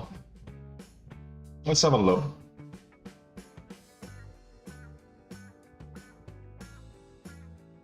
I'm just biding my time for the right setup today. I'm 1,500 away from goal on the main account. I've not actually got goals for this month because I'm so far ahead on the month. I hit my goal on day one, on Monday. On this account, so I don't need to trade the rest of the month. So that's why it's helping me just concentrate on the small account. But like I say, this is super extended at the moment on the 5 minutes, so I'm kind of reluctant to get in this at all. It's looking good, looking strong, but. There's two different ways you can do it, MK. So if you've got Dash Trader, you click on the montage and it'll tell you whether there's leverage or not on it. Or you can go onto the website and they've got a capital markets have got you've got a PDF every day that they update every day that tells you what stocks have got leverage and what stocks don't. That's a bit of a pain in the hole if you have it's a bit of a pain in the hole to try and work through a PDF to find the stock that you want to trade before the move might have gone by then. It's best just to click them. Just click. So, for example, I can just click here on the montage where it says how to borrow, or where it's got the short sale restrictions and how to borrow and things like that, and it tells me how much leverage there is available. S4, that's a very good question. So the question here, for those of you on one of the other platforms that are watching the stream, the question is, do I prefer stocks over indices, over Forex? If so, over crypto? If so, why? Yes, I prefer stocks. I prefer equities. And there's a whole bunch of reasons why. Firstly is the volatility. So I don't, the index, Forex, you need, they're not very volatile. Forex is not very volatile.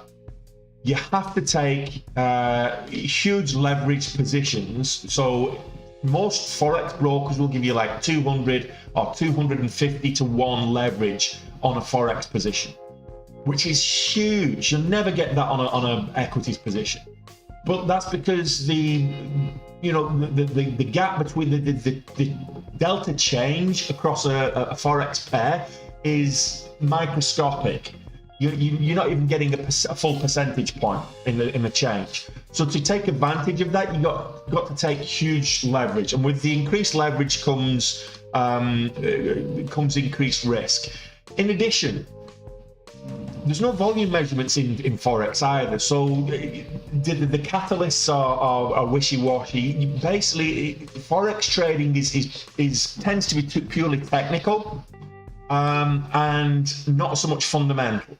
And with that, I think it's a mug's game. I think it's more akin to gambling than any other instrument, with the exception perhaps of shit coins in the crypto sector.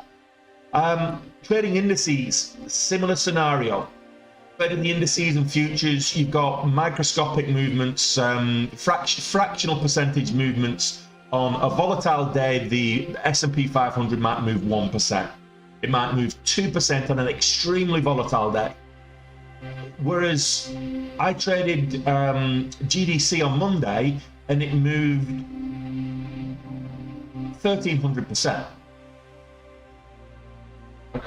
Top Financial last week moved 1,600%. So it's not uncommon every single day. It's not uncommon, right? SNGX, which I traded earlier, is pulled back from the highs. It's still up 120%. This one has moved 20%. So big moves are a lot more common. The volatility is a lot more common in the equity space, but also you get the volume profile to underpin that. And you can look at the fundamentals of the companies, the basic fundamentals. So you can look for catalysts. Why is it moving? Do I believe in the catalyst that's driving this move?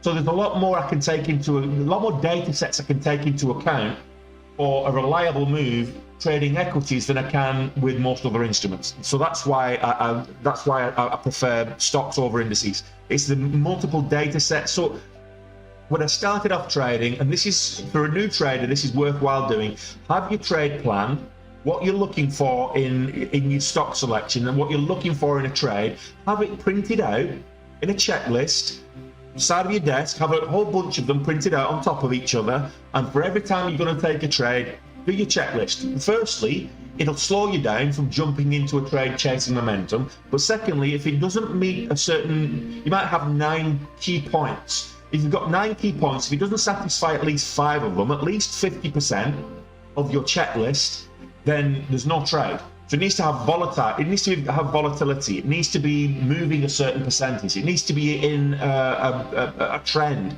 It needs to be over a certain price. It needs to have a catalyst. It needs to have volume, relative volume of X amount. All of these different things that you'd be looking for, and if it doesn't meet more than half of them, there's no trade, and it will stop you taking crappy subpar trades. If you really want to be conscious and increase your trade accuracy, trade selection accuracy, move that up to like 2/3. I mean, if you've got 9 key points that you're looking for before you take a trade, if there's 6 of them not available, no trade.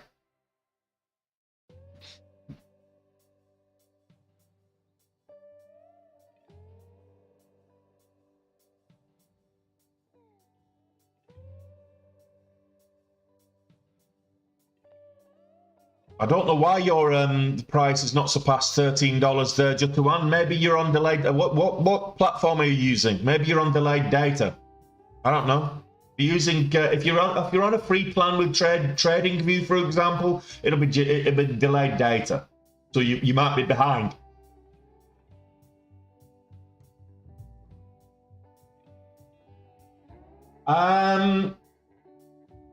Shorting Shopify, you might be okay.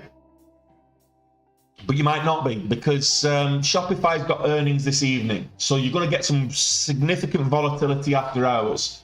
So if you're thinking about an intraday trade and it pulled back a little bit, that might be fine. But I certainly wouldn't hold it overnight, Robbie. Because after hours, Shopify, not only will you get margin, the likelihood is you'll get margin called if you hold it overnight, because even if you took a short position, it's going to move up. You're going to get that liquidity grab before it then sells off, even if it sells off. It usually always, not every time, but I would say 85% of the time you get earnings on a high liquid stock, you get the liquidity grab before the actual move.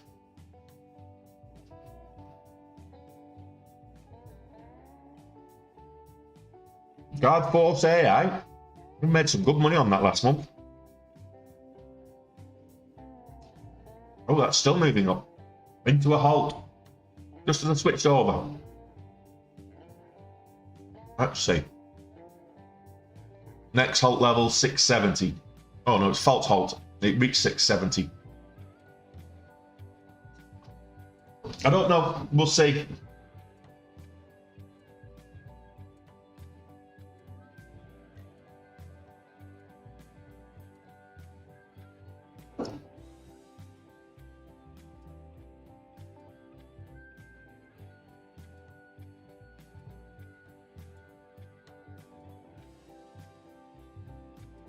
Yes, you get help both sides. So I enjoy poker, Home Talk. I really do. No, Shopify dropped their earnings after hours, Plateau. They had a conference call this morning, but earnings will be confirmed after close tonight. So yes, you get halts right now on Guard Force. The halt level up is 687. The halt level down is 562. So we're a lot closer to the halt level up than we are to the halt level down. That's okay, Calvus. That's okay. It's not. It's not as volatile today. The markets are not as volatile today as they have been. The HCDA is now breaking down to it halted to the downside again. Pac West is halted to the downside again. Western Alliance is halted to the downside again. And I think it's the regional banking meltdown again that's driving some of the volume out of the market. So we saw that in February. Was it March? No, saw that in March, the early part of March, that it was nothing but banks. And the opportunity was to the short side. Well, let's have a look at some of these banks.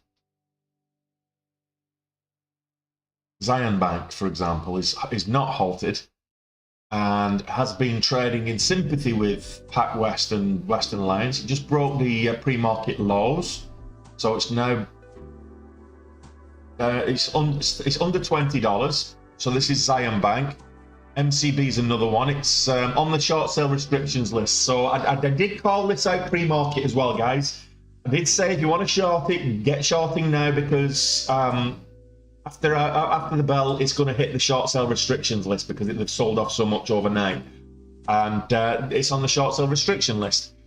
It's not hard to borrow those. So what you can do is you can put your all the short sale restrictions list. It doesn't stop you shorting it. It just means you're not allowed to short on the bid or lower. So what you can do is you can put a sell order above the price action and then move it down to where the price action is and wait for it to come and get you.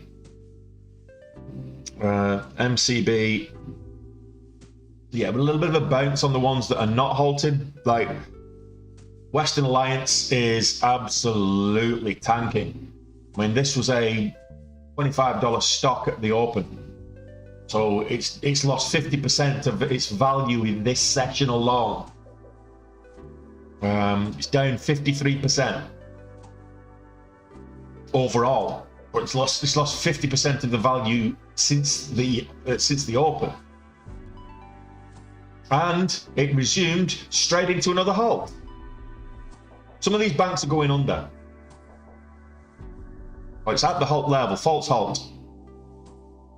So this is Western Alliance.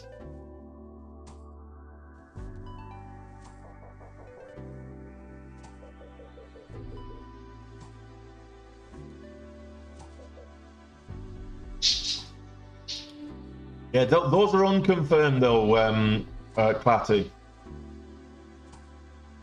So short sale restriction, hard to borrow, all of that kind of stuff.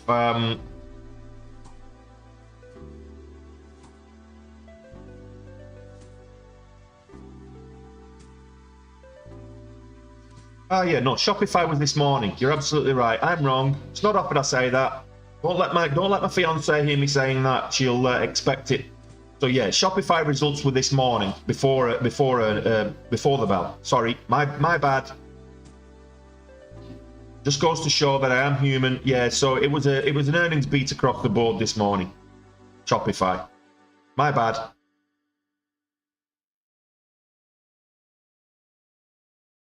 A bit of a double top there, but sorry, double bottom there on Shopify. So if it gets back above over 59, it might have another run.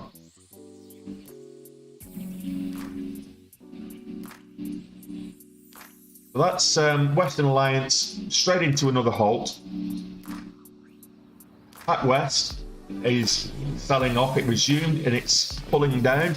Halt level here for PacWest is 257. So if it breaks below 260, it's currently at 263, but the halt level is 257. So the market is heavily down. NNOX, oh there we go, halt level for PacWest. It's not halted yet, but it's about to halt. It doesn't look like this is coming out of this halt. As a false halt, we'll see. Still some transactions going through. There you go. There's the halt.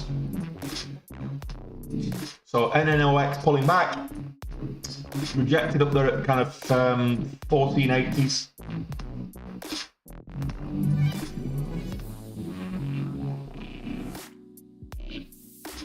Doesn't mean it's done. It was just extremely extended. Really extended, and I think I said that earlier. It's when I was looking at it. It's really there's no leverage on this one for me, so it's extremely extended on the 5 minute, which is why I could have probably got another dollar out of it, but maybe even $1.50.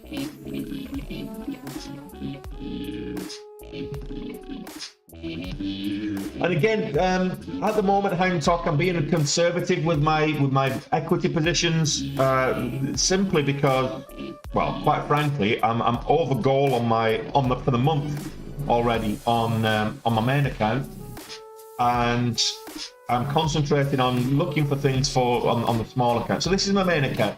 My daily goal on the main account is 6,000. I did 12,000 yesterday. I did 120 odd thousand on Monday, so I'm already over goal for the month. I need 1,500 bucks, which I'm happy to wait for the setup. I need 1,500 bucks. So GDC on the small account here. I'm already over goal today on the small account. So my goal today was $60. Well, it's actually $59.25, but $60. Nice round number, $60. And SNGX is curling up nice. If it gets back up to $5, I might look at it again. But up until then, not really something I'm gonna. I've locked my montage here on the small account. So if Sologenics does move back up, it's got a nice catalyst back above the VWAP, back above $5, so I can get leverage on it. I might take 300 shares or something with it and see how far I can ride that up.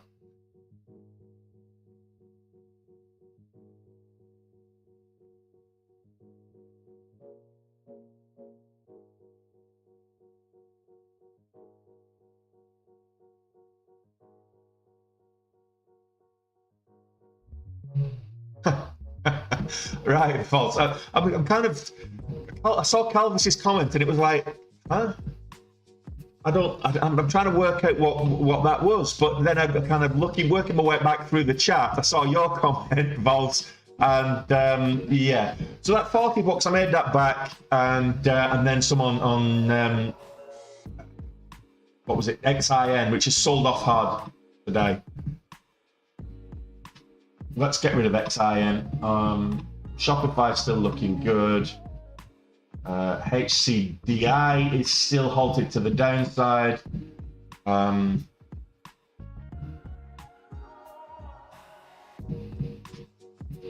Lemonade.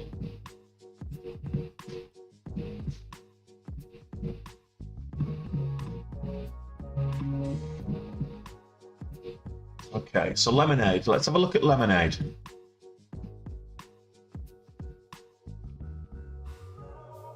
On earnings, well, Lemonade's up quite a bit, nearly 30% on the day. Similar amount to Shopify as it happens, but it's a much cheaper stock.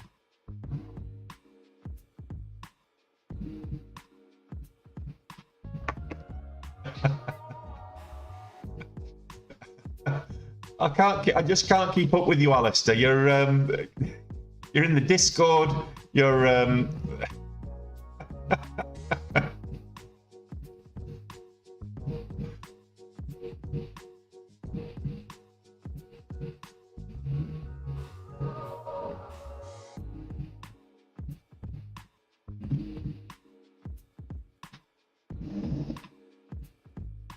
you're on YouTube. You're on TikTok. You must have no life.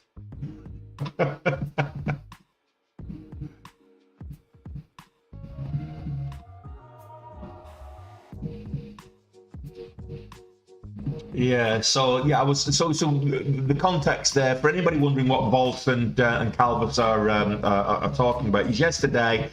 Effectively, the first trade took me red on the day. I had $510 in the account, and it took me red on the day, and it was a loss. So below $500, I get no leverage. So I had to trade my way out of the hole in effectively a cash account with no leverage. 400, I think I had about $440, and then I had to work my way back up to, and I had about $460 at one stage. So that's why I needed the $40 in order to get back above the leverage. So yeah.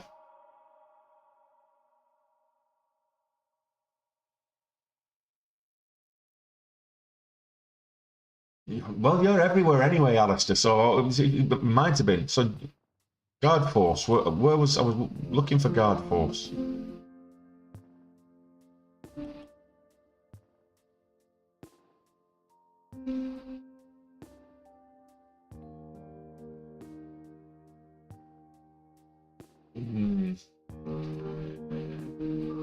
Well, its current high is 669.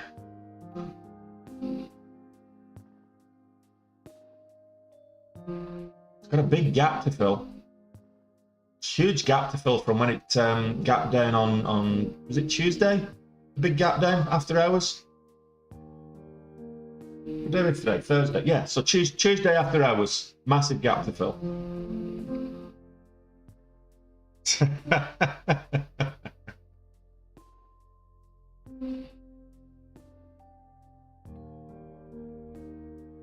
Yeah, that's what I'm looking at. It's the daily gap, the daily chart gap. For those of you who are wondering what I'm talking about, we've got a massive gap to fill. Look at the daily, and you can see here. I'll just get rid of all these lines. They're just So the big gap down here, so the potential gap fill move up would be nice. Whether it does that today, I don't know.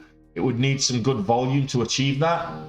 I'm not really comfortable to say that it will, but certainly if it gets over $7, it's a good chance.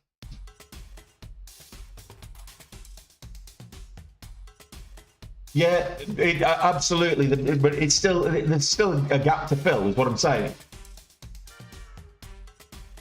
And they're not the good news about that is that whilst they've hit the market with a public offering, they're not likely to hit the market with another public offering anytime soon.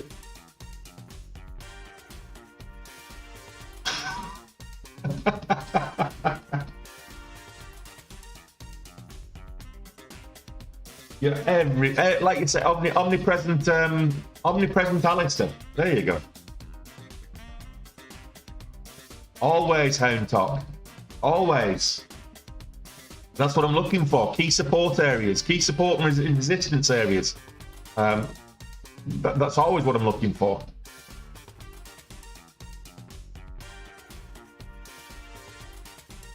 You know, I've already traded Shopify. I traded Shopify on the main account. Like I said, we've got 4,500 on Shopify. Right now, Shopify is just consolidating here, sideways. So, whilst we've got a nice little resistance level here, 85, 485-ish. Nice resistance level. Duplicate that. Or the support level here, 57.85. The whole dollar range. It's now trading in a whole dollar range. It looks like. High of day is currently 59.31. But trading this whole dollar range.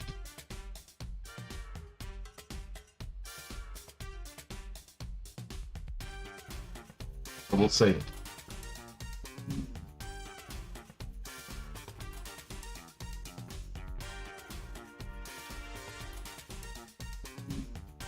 But we're up at, it's a long time since Shopify was up at this level. I mean, we're talking, the last time it was up at this level would have been 2021.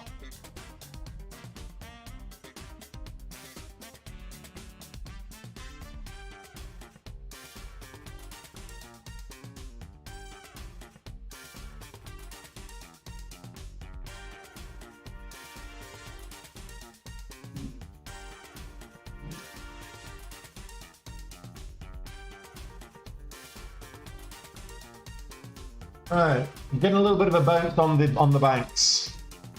Go back to the small account.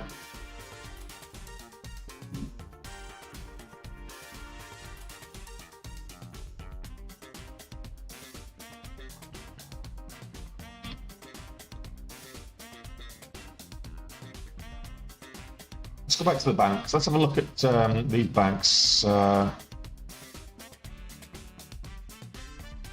Halted. Western Alliance still halted. This was at 10.45. Oh, it's just halted. So Western Alliance just halted. We're at Pac West is actually having a bit of a bounce. But Western Alliance is in big trouble. I mean, there's not much. Well, let's face it. Pac West, there's not much left for it to go anywhere. Have a look at some of the other ones. Zion Bank was having problems. Yeah, it's still having problems. Coming back for a another test of lows. How's Charles Schwab doing today? Yeah, Schwab's down heavily as well. What I like about Schwab is it's not short sale restricted. It's not hard to borrow, so shorting Schwab's okay. Below the pre-market lows as well, some breaking lows. What about MCB, the Metropolitan? It's on its way up now. So Metropolitan is halting to the upside. Well, a few of these banks, they're whilst overall they've been selling off. There's opportunities both directions. So just be careful out there, guys. There's a lot of chop, there's a lot of you know, unpredictability in these banks at the moment. Western Alliance looks like it's going to the wall though by this action. I mean, this opened. I mean, this had a high already in this session, a high of 26.74 at the open, and it's now at $11. It's lost $15 already since the bell. It was a $30 stock yesterday.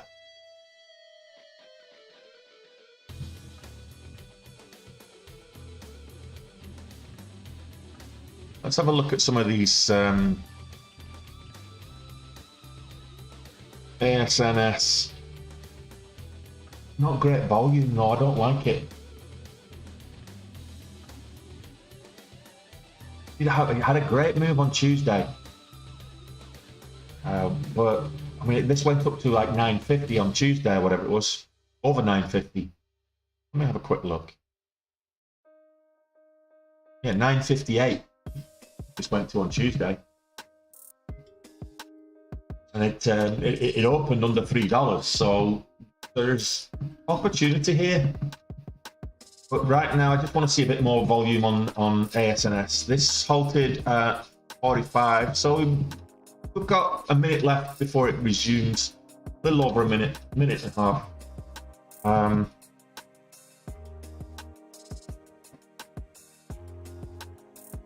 Minimum.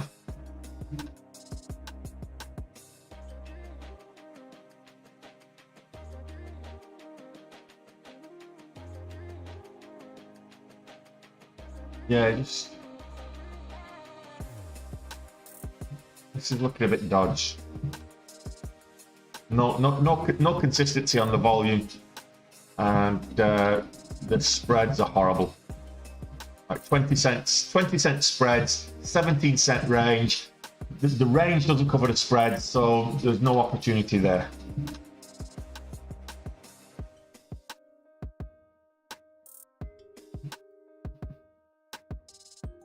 The volume, correct volume at the moment, there's 280,000 shares been traded all day. So you're talking about 55,000 shares on this candle. Before it halted, it had done like 8.1 thousand, just over 8,000. There's 281,000 shares traded today, folks, on ASNS.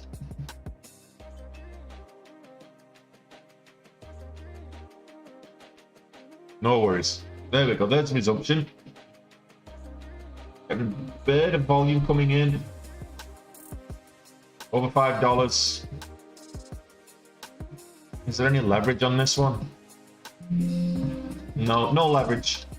I'm not trading it. There's no leverage. And this is something that, with a small account, this is something that you got to look for. Is when it gets to a certain price point, you can have a trade with larger size on the smaller price stocks, with a view to getting that 10, 15, 20 cents if it's moving with good volatility.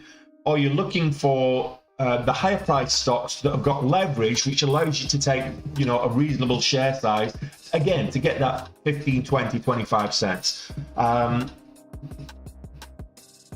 No leverage above $5, no trade. Another halt to the upside. On the main account, though, it might be. So I'm just going to take a quick bio break. Shopify testing $59 again.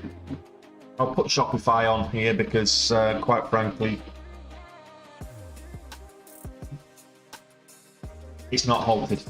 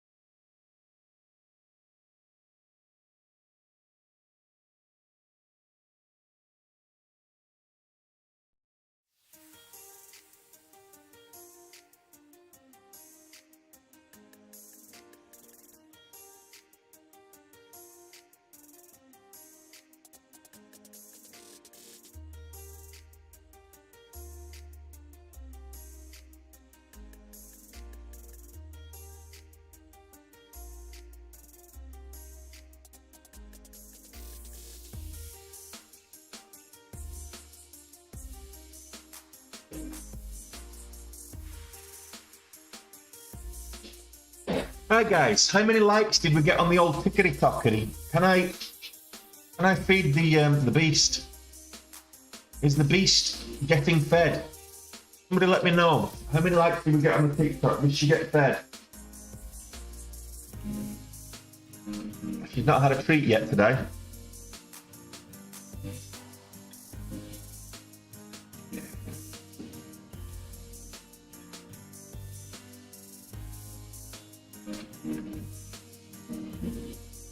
Let's have a look at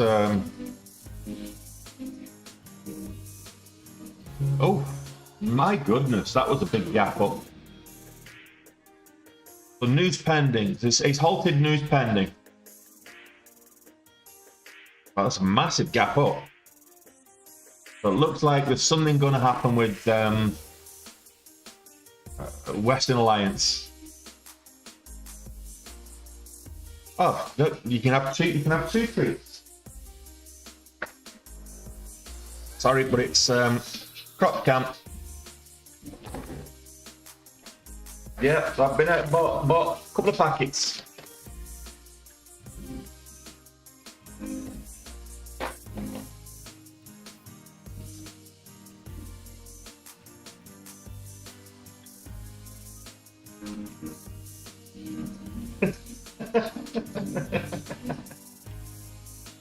You enjoy that, will you? You enjoy. We'll go for a walk in a moment anyway.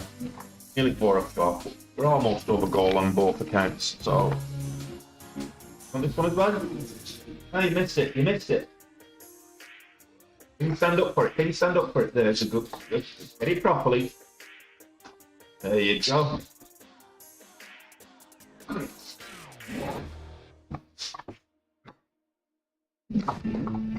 Everybody say hello to Miyako. Hello, Miyako. Yeah.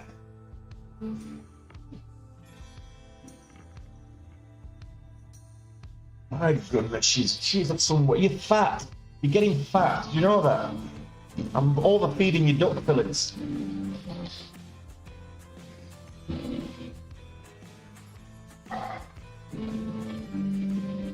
Okay, so Western Alliance.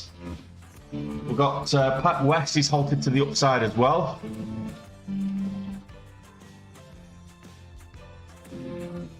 So that'll be a sympathy trading guard force. About to break highs. Just broke that 69 resistance level. So GFAI.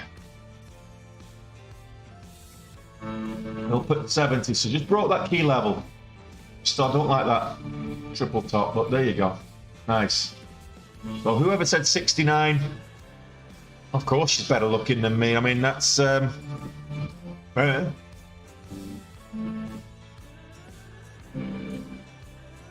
cutie.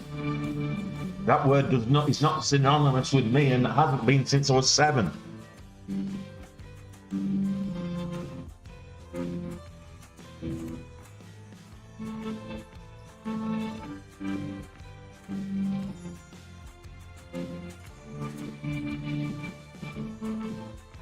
Right, let's see. I'm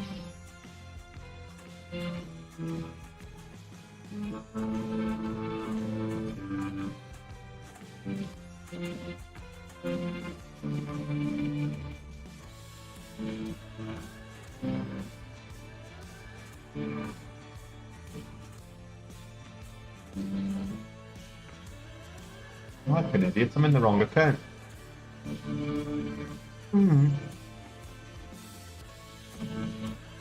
Oh well, I'll trade it in this account.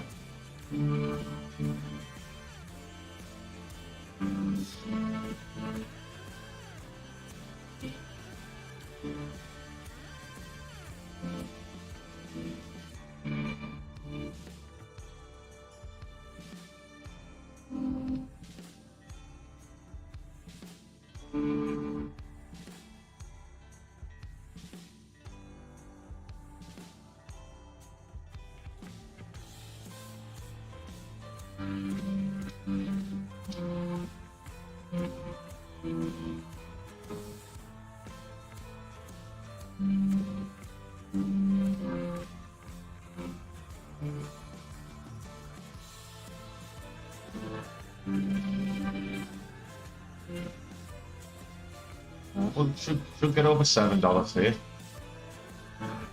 Some big sellers there at $7, but we'll see.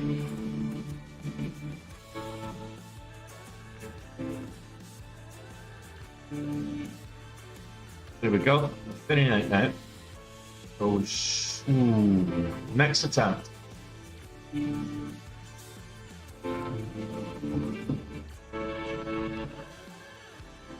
we go.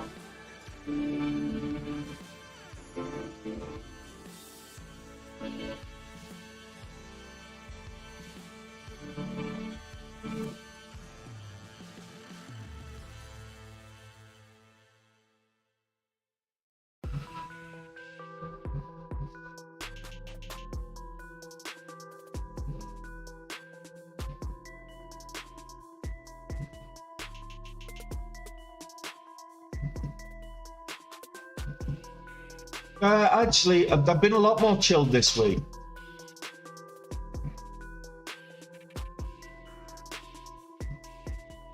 There we go. I knew that was going to break. You watched the level 2. You could see that seller wall at $7 thinning out on the level 2.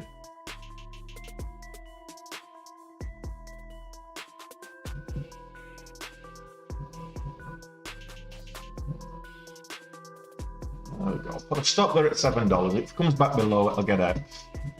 So I thought, okay, next attempt. I was actually wrong. It was the second next attempt, but there we go. Stopped out. So quick $1,300. Oh, I thought that might get me over goal. I'm $75 away. I was going to trade this on the small account as well. I entered to trade it on the small account. But there we go.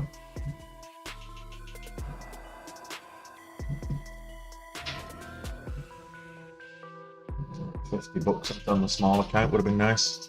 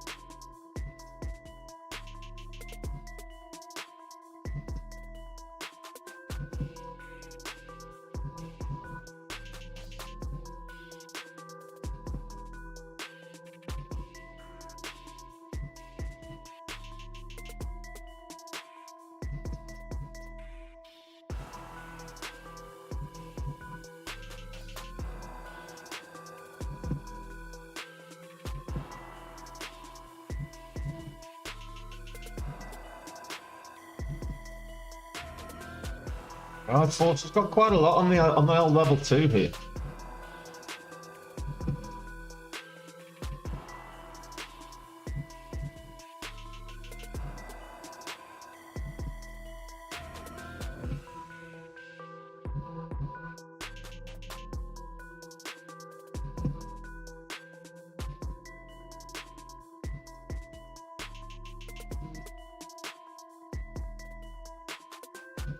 Stop messaging me when I'm trying to concentrate.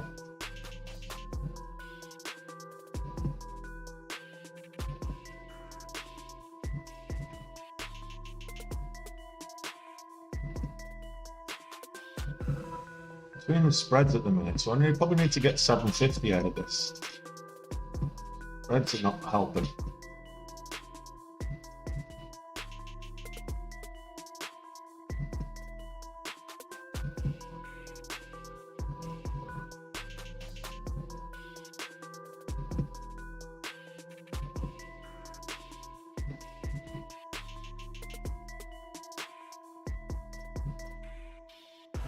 I probably need to get about 750 on the ask for this one. The spread the way they are.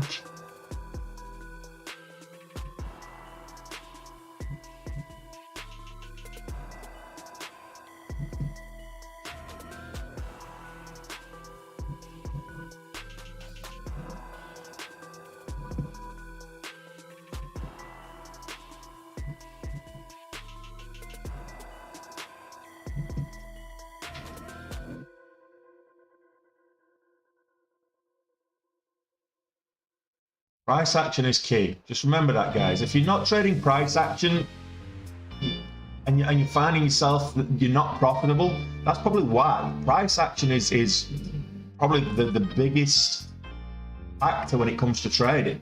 People put all these indicators all over the charts and it just gets messy and confusing, and don't worry about indicators. I've got 4 indicators on this chart. Well, I've got more than that, but I mean, the main lines there are 4 indicators. And to be honest, I don't really use them as such, except for VWAP. Price action is what you need to be watching. Yeah, you want to be spotting, you want to be able to do technical analysis, spotting support, resistance areas. You want to be able to see the seller walls on the level 2 and all that kind of stuff. But price action is king.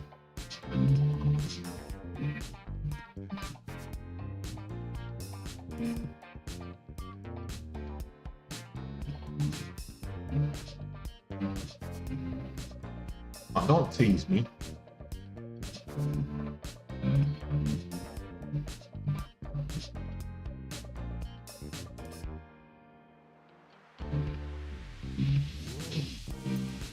Yeah, but that was an offering.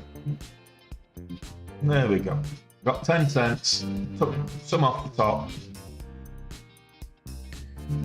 Now I'm over 6,000, so I'm happy now. I'm over gold.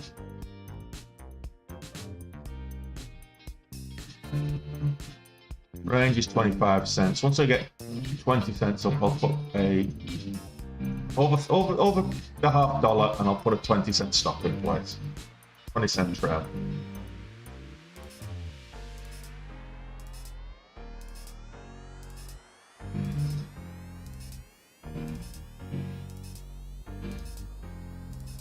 Buy that default area there, the whole dollar. 7.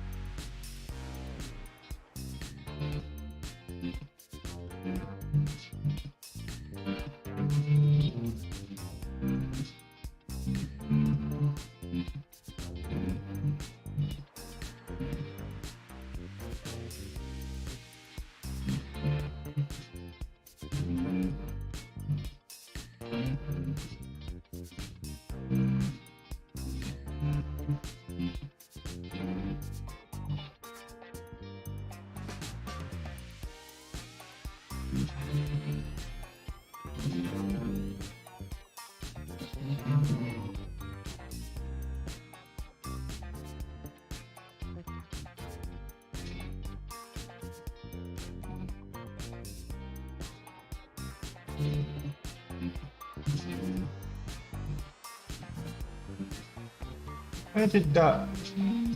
I was over six grand then. Did I just get a bad fill? Must have just got a bad fill. Yeah, I got a bad fill. I lost 3 cents on that. Never mind. I can make 3 cents back on this.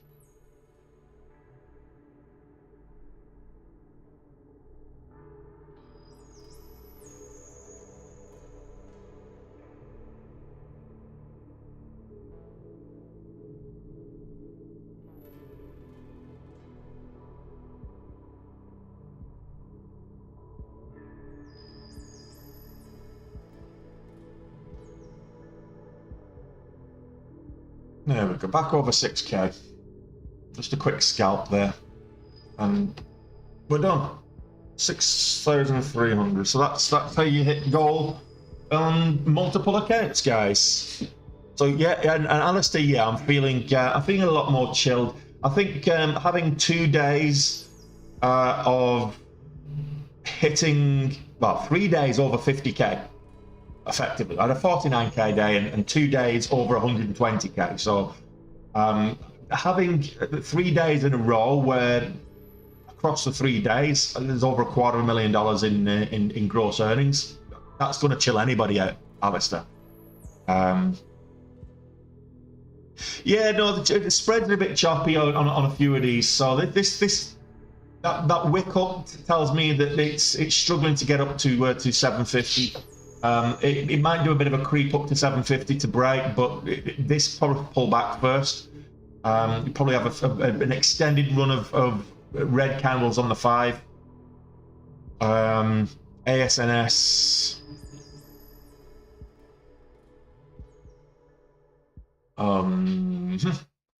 Yeah, just too volatile at the moment. This might be one of these days where, do you know what? It's probably not the right day to be swinging for the fences.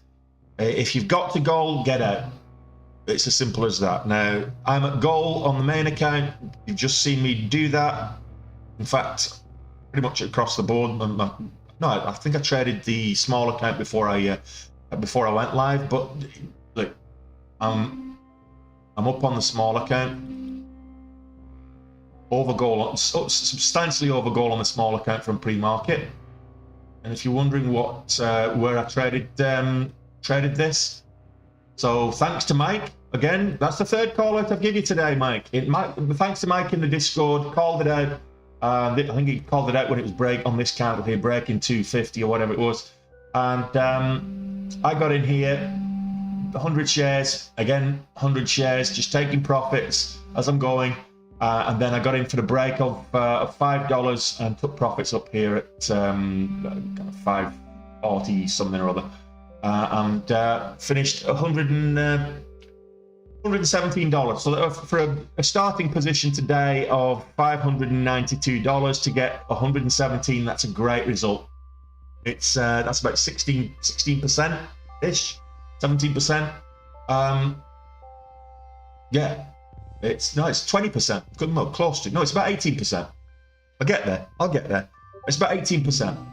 After fees and charges, it's probably going to be around kind of 15-16%.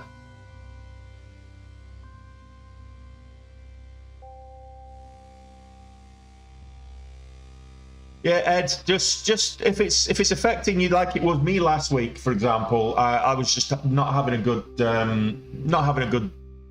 moment. Wasn't in a good moment, despite being profitable. Wasn't in a good moment. I needed to take that a little bit of time off. Do it. Look, if you do well, come back if you're feeling it. If you're not, tomorrow's another day. It's Friday tomorrow, and they've got a nice weekend. Guard Force broke 750. So.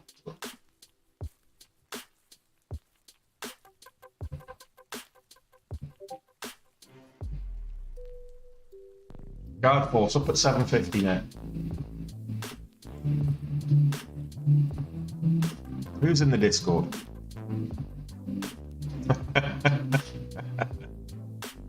Yeah, fair play to you, mate.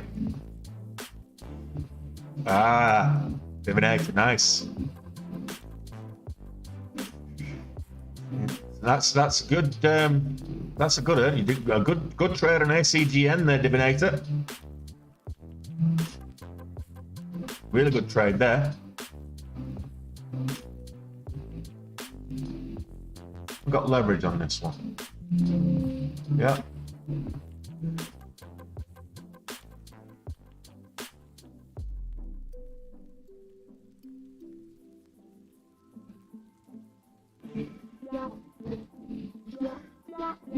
Problem with the spreads on this one, you've only got 500 bucks in, well, 600 bucks, 700, 650, 700 bucks. 10-cent spread is quite a bit to kind of swallow. 10 cents, you take 500 shares, you're $50 down straight away. And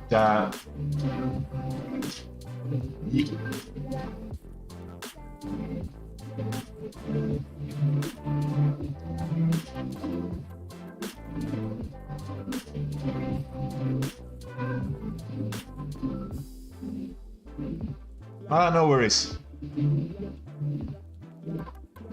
ACGN, I'll take a look. I think Guard Force is looking good, actually.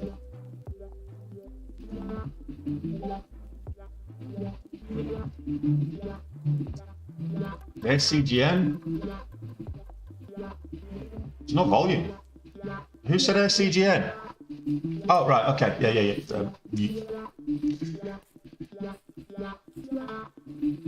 yeah, guard force is looking tidy.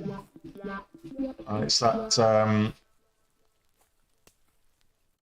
move up to fill that gap on the daily. Why have I got minimum there? Yeah, so the gap to $11 ish.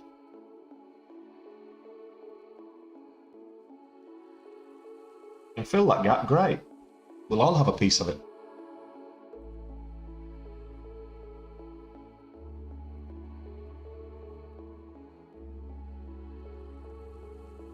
I'm trading multiple time frames, Dodge.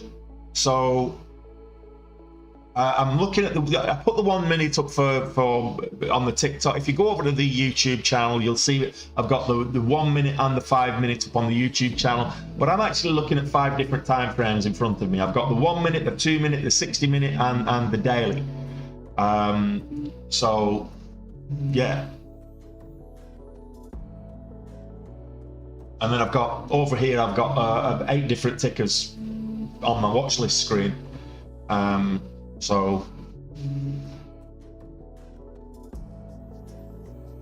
and actually, I can show you. Why not? I've got the cameras. So that's how I've got mine set up. So as you can see here, I've got the 1 minute, I've got the 5 minute, I've got the 2 minute, the 60 minute, and the daily. That's my trading screen. Over there, I've got my watch list screen. So there's 8 different tickers there. And then I've got the actual stream details, the chat and everything. And then I've got my Benzinga down here. This is my Benzinga. So that's what I'm looking at. I've got a 4-screen setup, and that's what how I've got my trade station set up. So it depends. It depends. So which time frame am I actually getting in and out? It depends. So I look for the entries on the 1 minute, but I'm basing it. I'm usually trading on the 5 or the 2. But potential entries, I might get kind of micro entries on the 1 minute for better entries.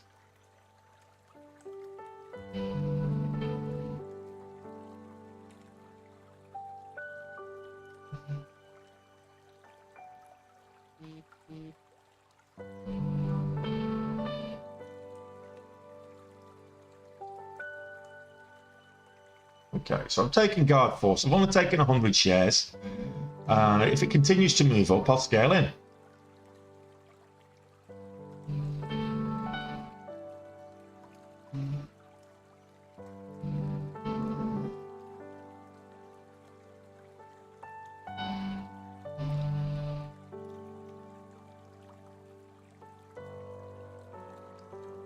I look for breaks of key levels. To get in, I look for breaks of key levels. It might be psychological resistance or support levels. It might be confirmed support levels or resistance levels. I look for key levels for my entries.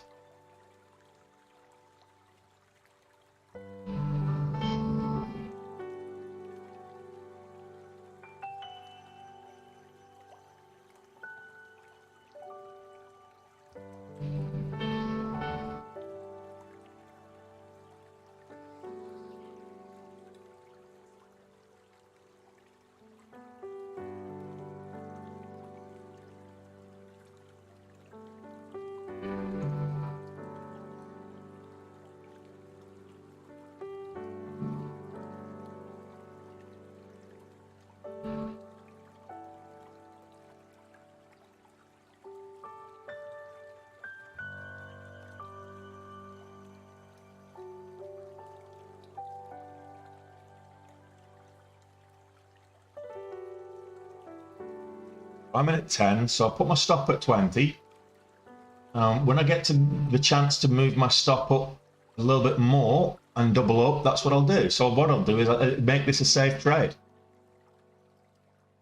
How's the dog? She's snoring behind me. I'm just going to scale in slowly if I get the opportunity. Otherwise, I'll just get stopped out for small profit. Yeah. Right there, it was paid for the trade. We'll try again.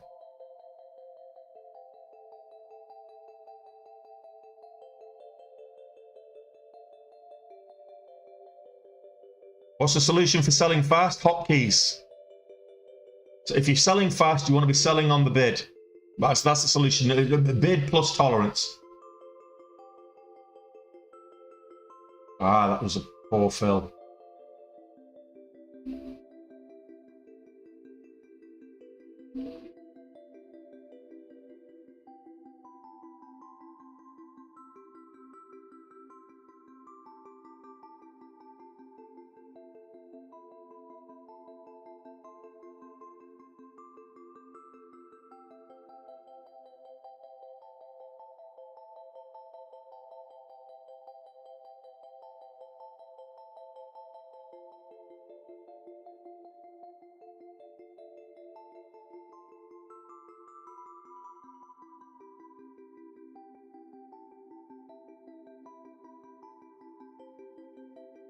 This is breaking lows.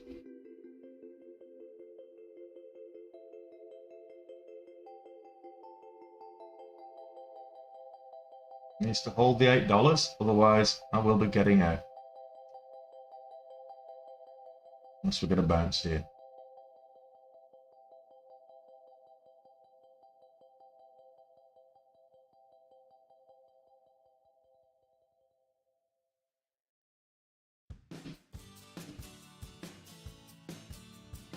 Well, I'm holding a losing trade too long here.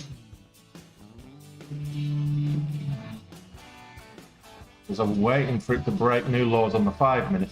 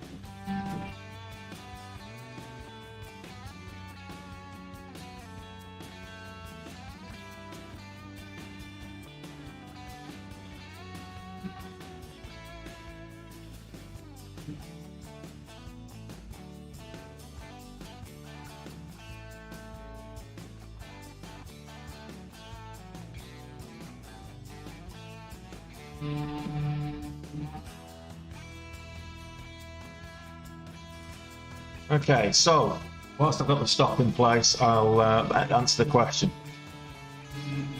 Absolutely, Alistair. I had locked the montage. But when entering on the psychological levels, do you want to see the bids getting there too? Yeah, no, absolutely. Absolutely. So you're looking for, well, you tend to find out, you'll see them on the level 2 when there's a seller wall, and you're looking for the break of psychological levels. I looked for the break of the 850 there, and I got a really poor fill on the move up. But look, it is what it is.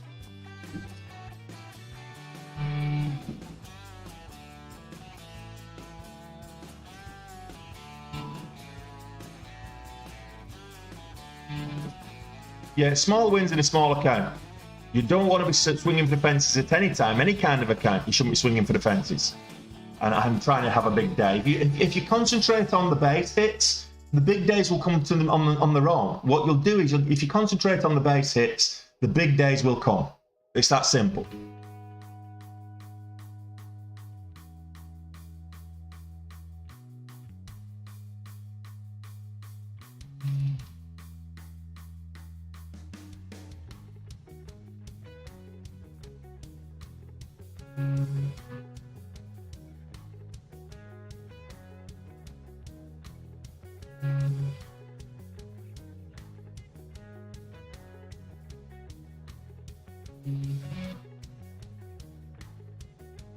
No, absolutely. 12% is good on a small account. 5% is, look, if you're taking 5% on your account, regardless of any size, a small account, 5% is a good return on any given day. And that's not just per trade, that's per day. 5% is a good return, fantastic return.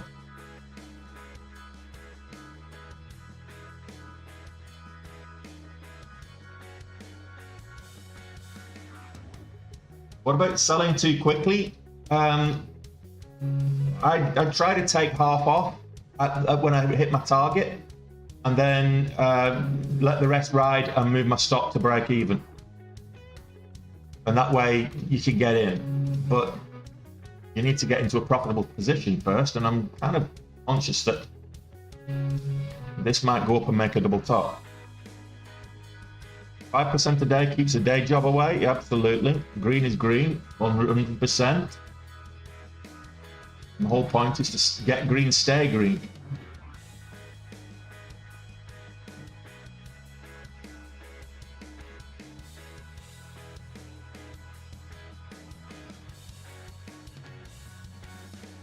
I don't like this on the 5 minute. If it moves up, I don't like it. It moves up and down on the 5 minute because it looks very similar to there's a huge reversal indicators here right now. So I'm just protecting some of this equity. I'm giving it enough room to move back up if it will, but I'm just protecting some of this equity so that I was over goal. I'll still have, 50, 60 bucks in there.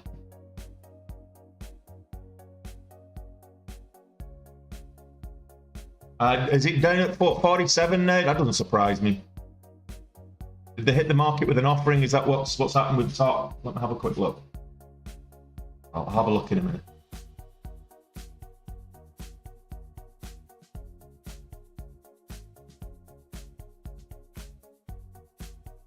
Yeah, 12% per day, not per trade. Yeah, if you can get 5% on a trade, that's a good return. But 5% per day is a good return. Absolutely. I'm looking for 10% a day.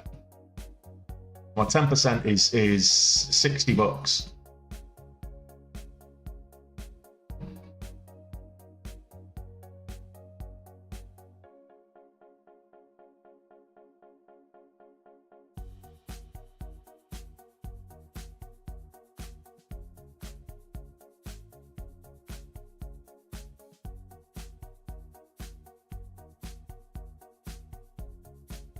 Let this stop me out. It stops me out, and I've got to go again. It's walking the dog time anyway, so yeah, I'll take a look at top when I get out of this one. This could be a double bottom if it breaks 825. 1 minute double bottom would be nice. ASNS is breaking $9 up into a halt, 909. What's the halt level? 883. It'd be nice to get to 883 on this one and halt up. Come on, do it.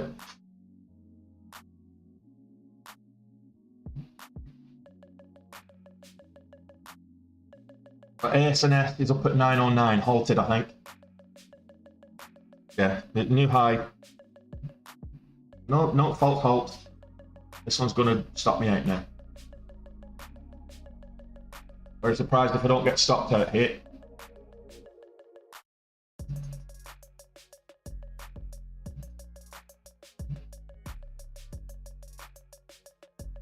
Should still be for 60 cents, $60 up, so still over goal ish, thereabouts. Halted, yeah, pulled all the way back. It's pulled back to kind of 860, 850s, 860s. So there's volatility on that one. ASNS, big volatility.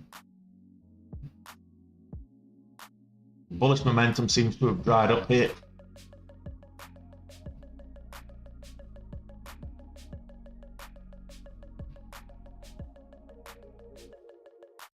I have a link to Moo. What what's moo? I don't know. It is a tall wick, but I got in before the wick formed. I got in before it was a wick there, Vols. So, like I said, that the reversal indicators were there. Once it kind of pulled back, the reversal indicators were there. I probably should have just cut it.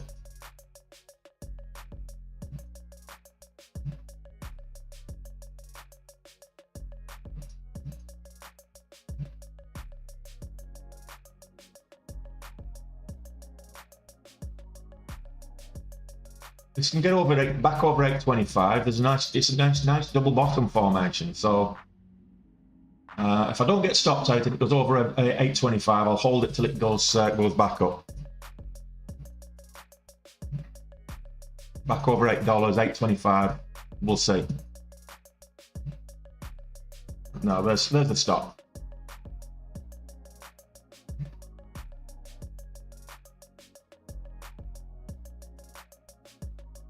Well, 45 bucks in profit.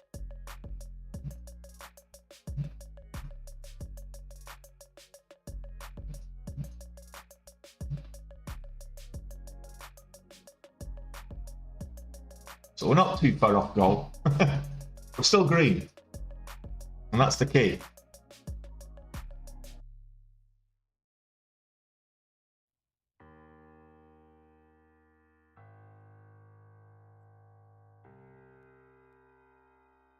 Yeah, it's just pulling way back. May come all the way back down to the VWAP now. So now I'm just going to wait for the next 5-minute candle.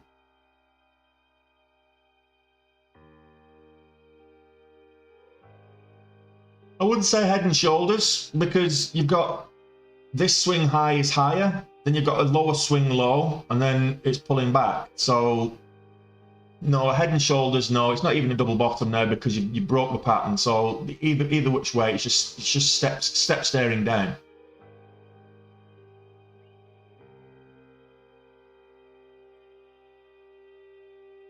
Top was vomited. Let's have a look at top. Oof.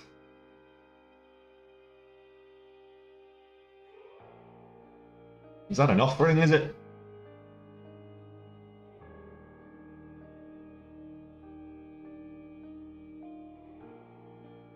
Top Financial Group, 35% down on the day.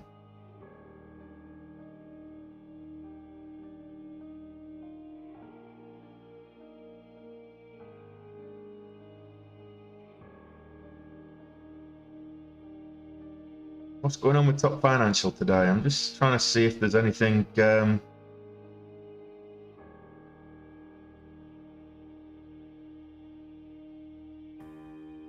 Top Financial. It was a $3. It was a $3 stock last week. Just remember that. Right, that it's still $50. Kind of looking to see if there's any catalyst for it. I'm not seeing any specific catalyst. But look, we'll see. Now it's just a case of now I can't lock the montage because I need to get back over green, over gold. Well, that's horrible. Hard to borrow. Short sale restriction already.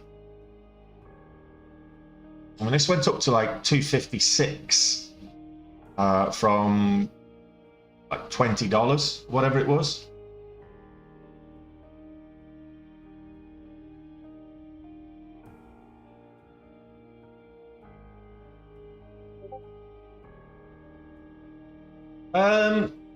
Once you're out of a trade, so Dan, this is something that you need to every entry you need to take on its own merits. So, for example, guard force right now, you don't want to be jumping straight back in unless the patterns are telling you that it's right to jump straight back in.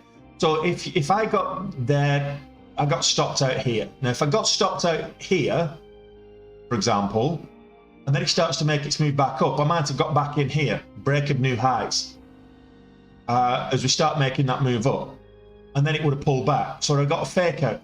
Realistically, but if you pay your mind and you look at this on the higher time frame, there was no reason to be getting back in because each one of these candles is successive lows.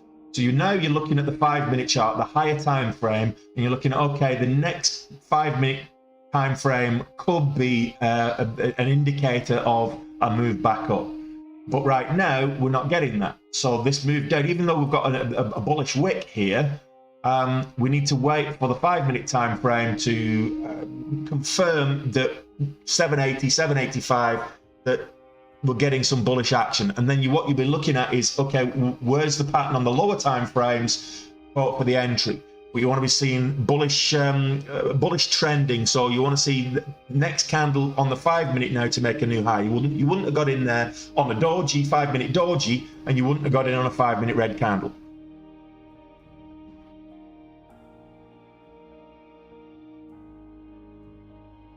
KRBP. Let's have a look at KRBP. No.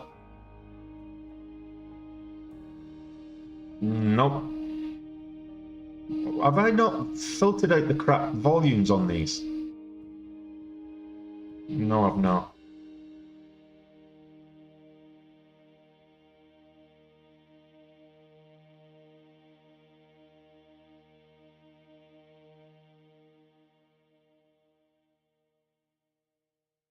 Okay, so now we've got scanners telling me decent volumes. Good stuff, Vols. Get in, get to goal, get out.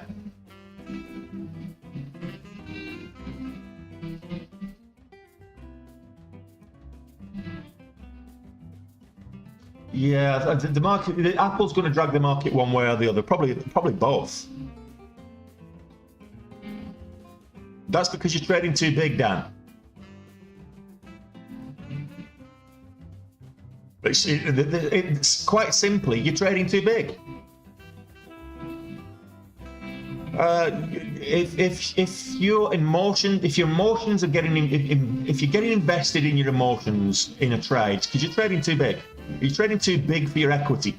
There's no such thing as trading too big on its own, but trading too big for your equity.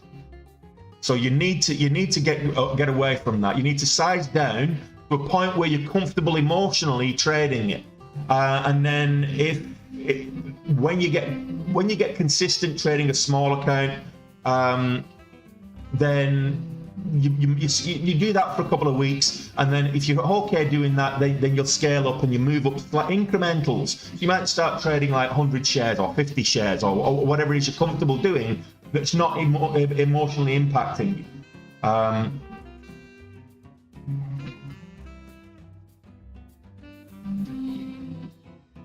Could this be an inverse head and shoulder formation?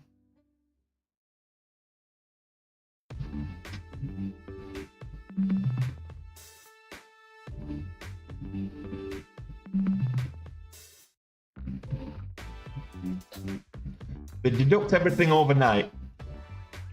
You can't. The platform will give you an estimated net figure, but the fees and charges come out overnight.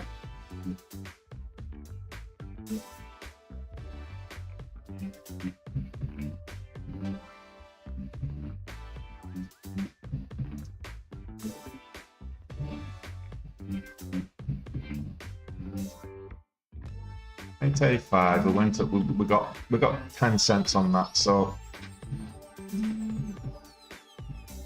let's see. Over $8 could be interesting if it starts to move quick. We need an increase in volume as well.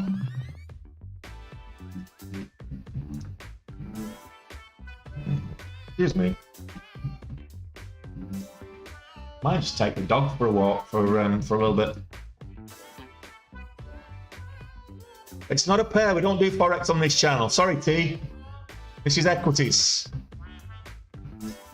And the clue is right there. This is the ticker.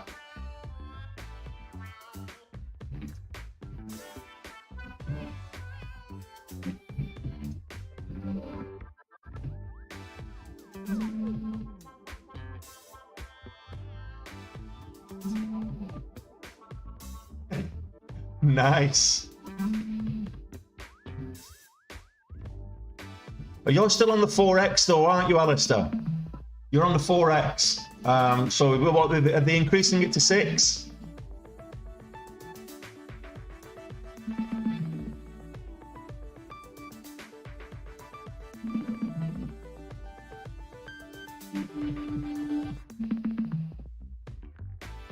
I want to see an increase in volume here. BDC below the VWAP.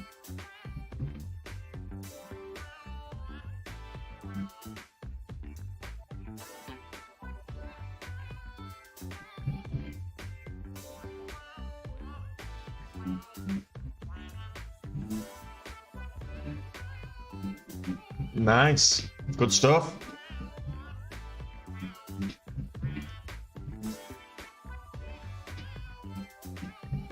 Maybe I should switch to CMEG UK because you guys are getting better customer service than I do. Clearly.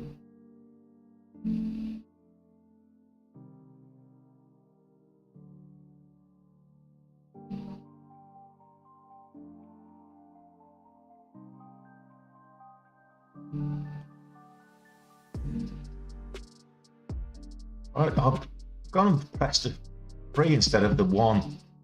Like an idiot. Okay, it might pay off. We'll see.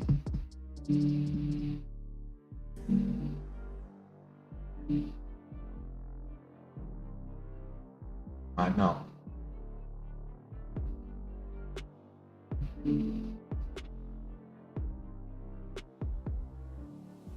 No, it doesn't. CMEG doesn't have. It doesn't do PDT rules.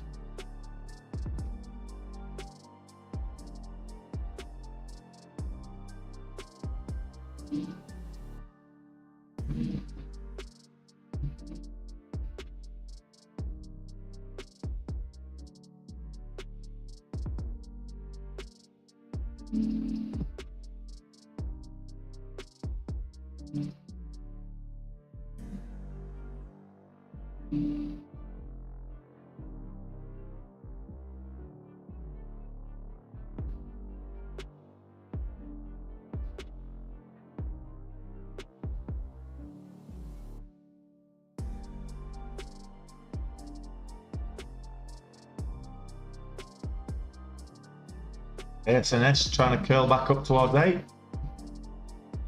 Probably would have been the better option out of these two, at the same price.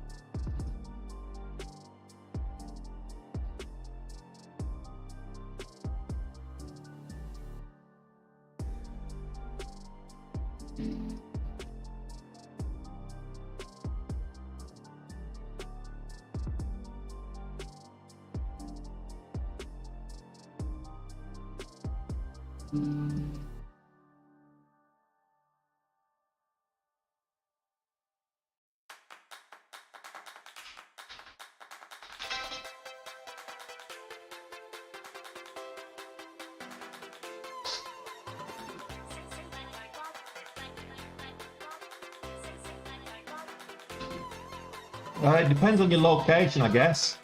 If you're in the States or you're in, if you're in Europe, you probably end up with CMEG UK. They only opened CMEG UK a couple of years ago, so I had no option.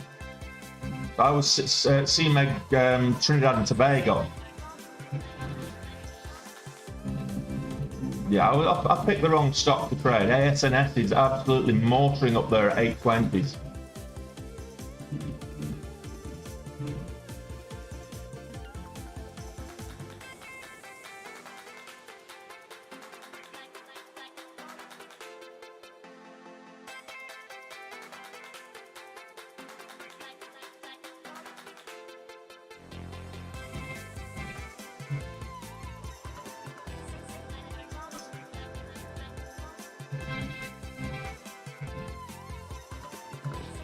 Could use a VPN, I guess, but no, it's based on they open your account on the questionnaire that you fill in.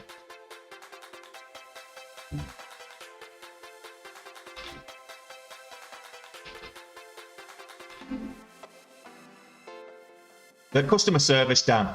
Customer service, that's all. You get an account, you get a dedicated account manager and everything in CMEG UK, and it seems like you're getting better personal customer service, I guess.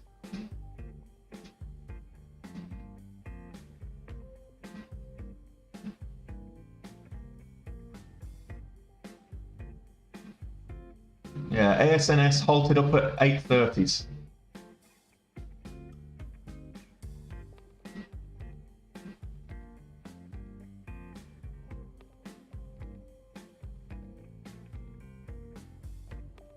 This could be an inverse head and shoulders, but I don't really want it to dip below and stop me out and then make me tell me I'm right, and then I'll be right.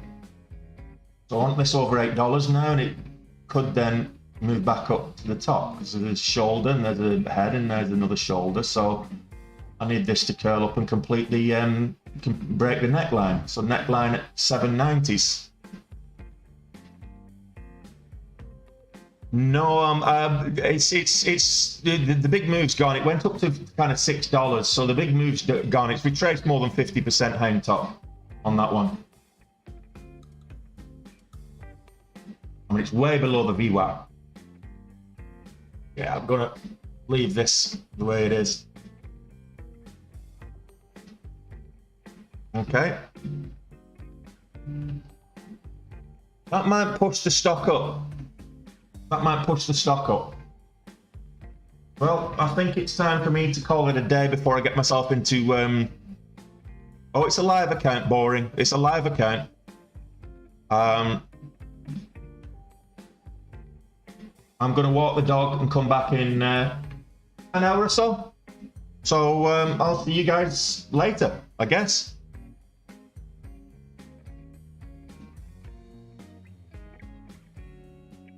Take it easy, and we'll see you later.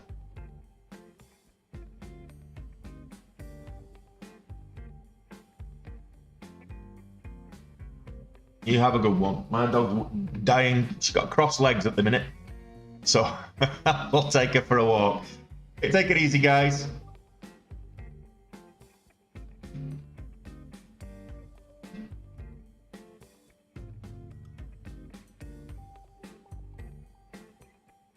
This is where you get in, get green, get to goal and get out. I've got to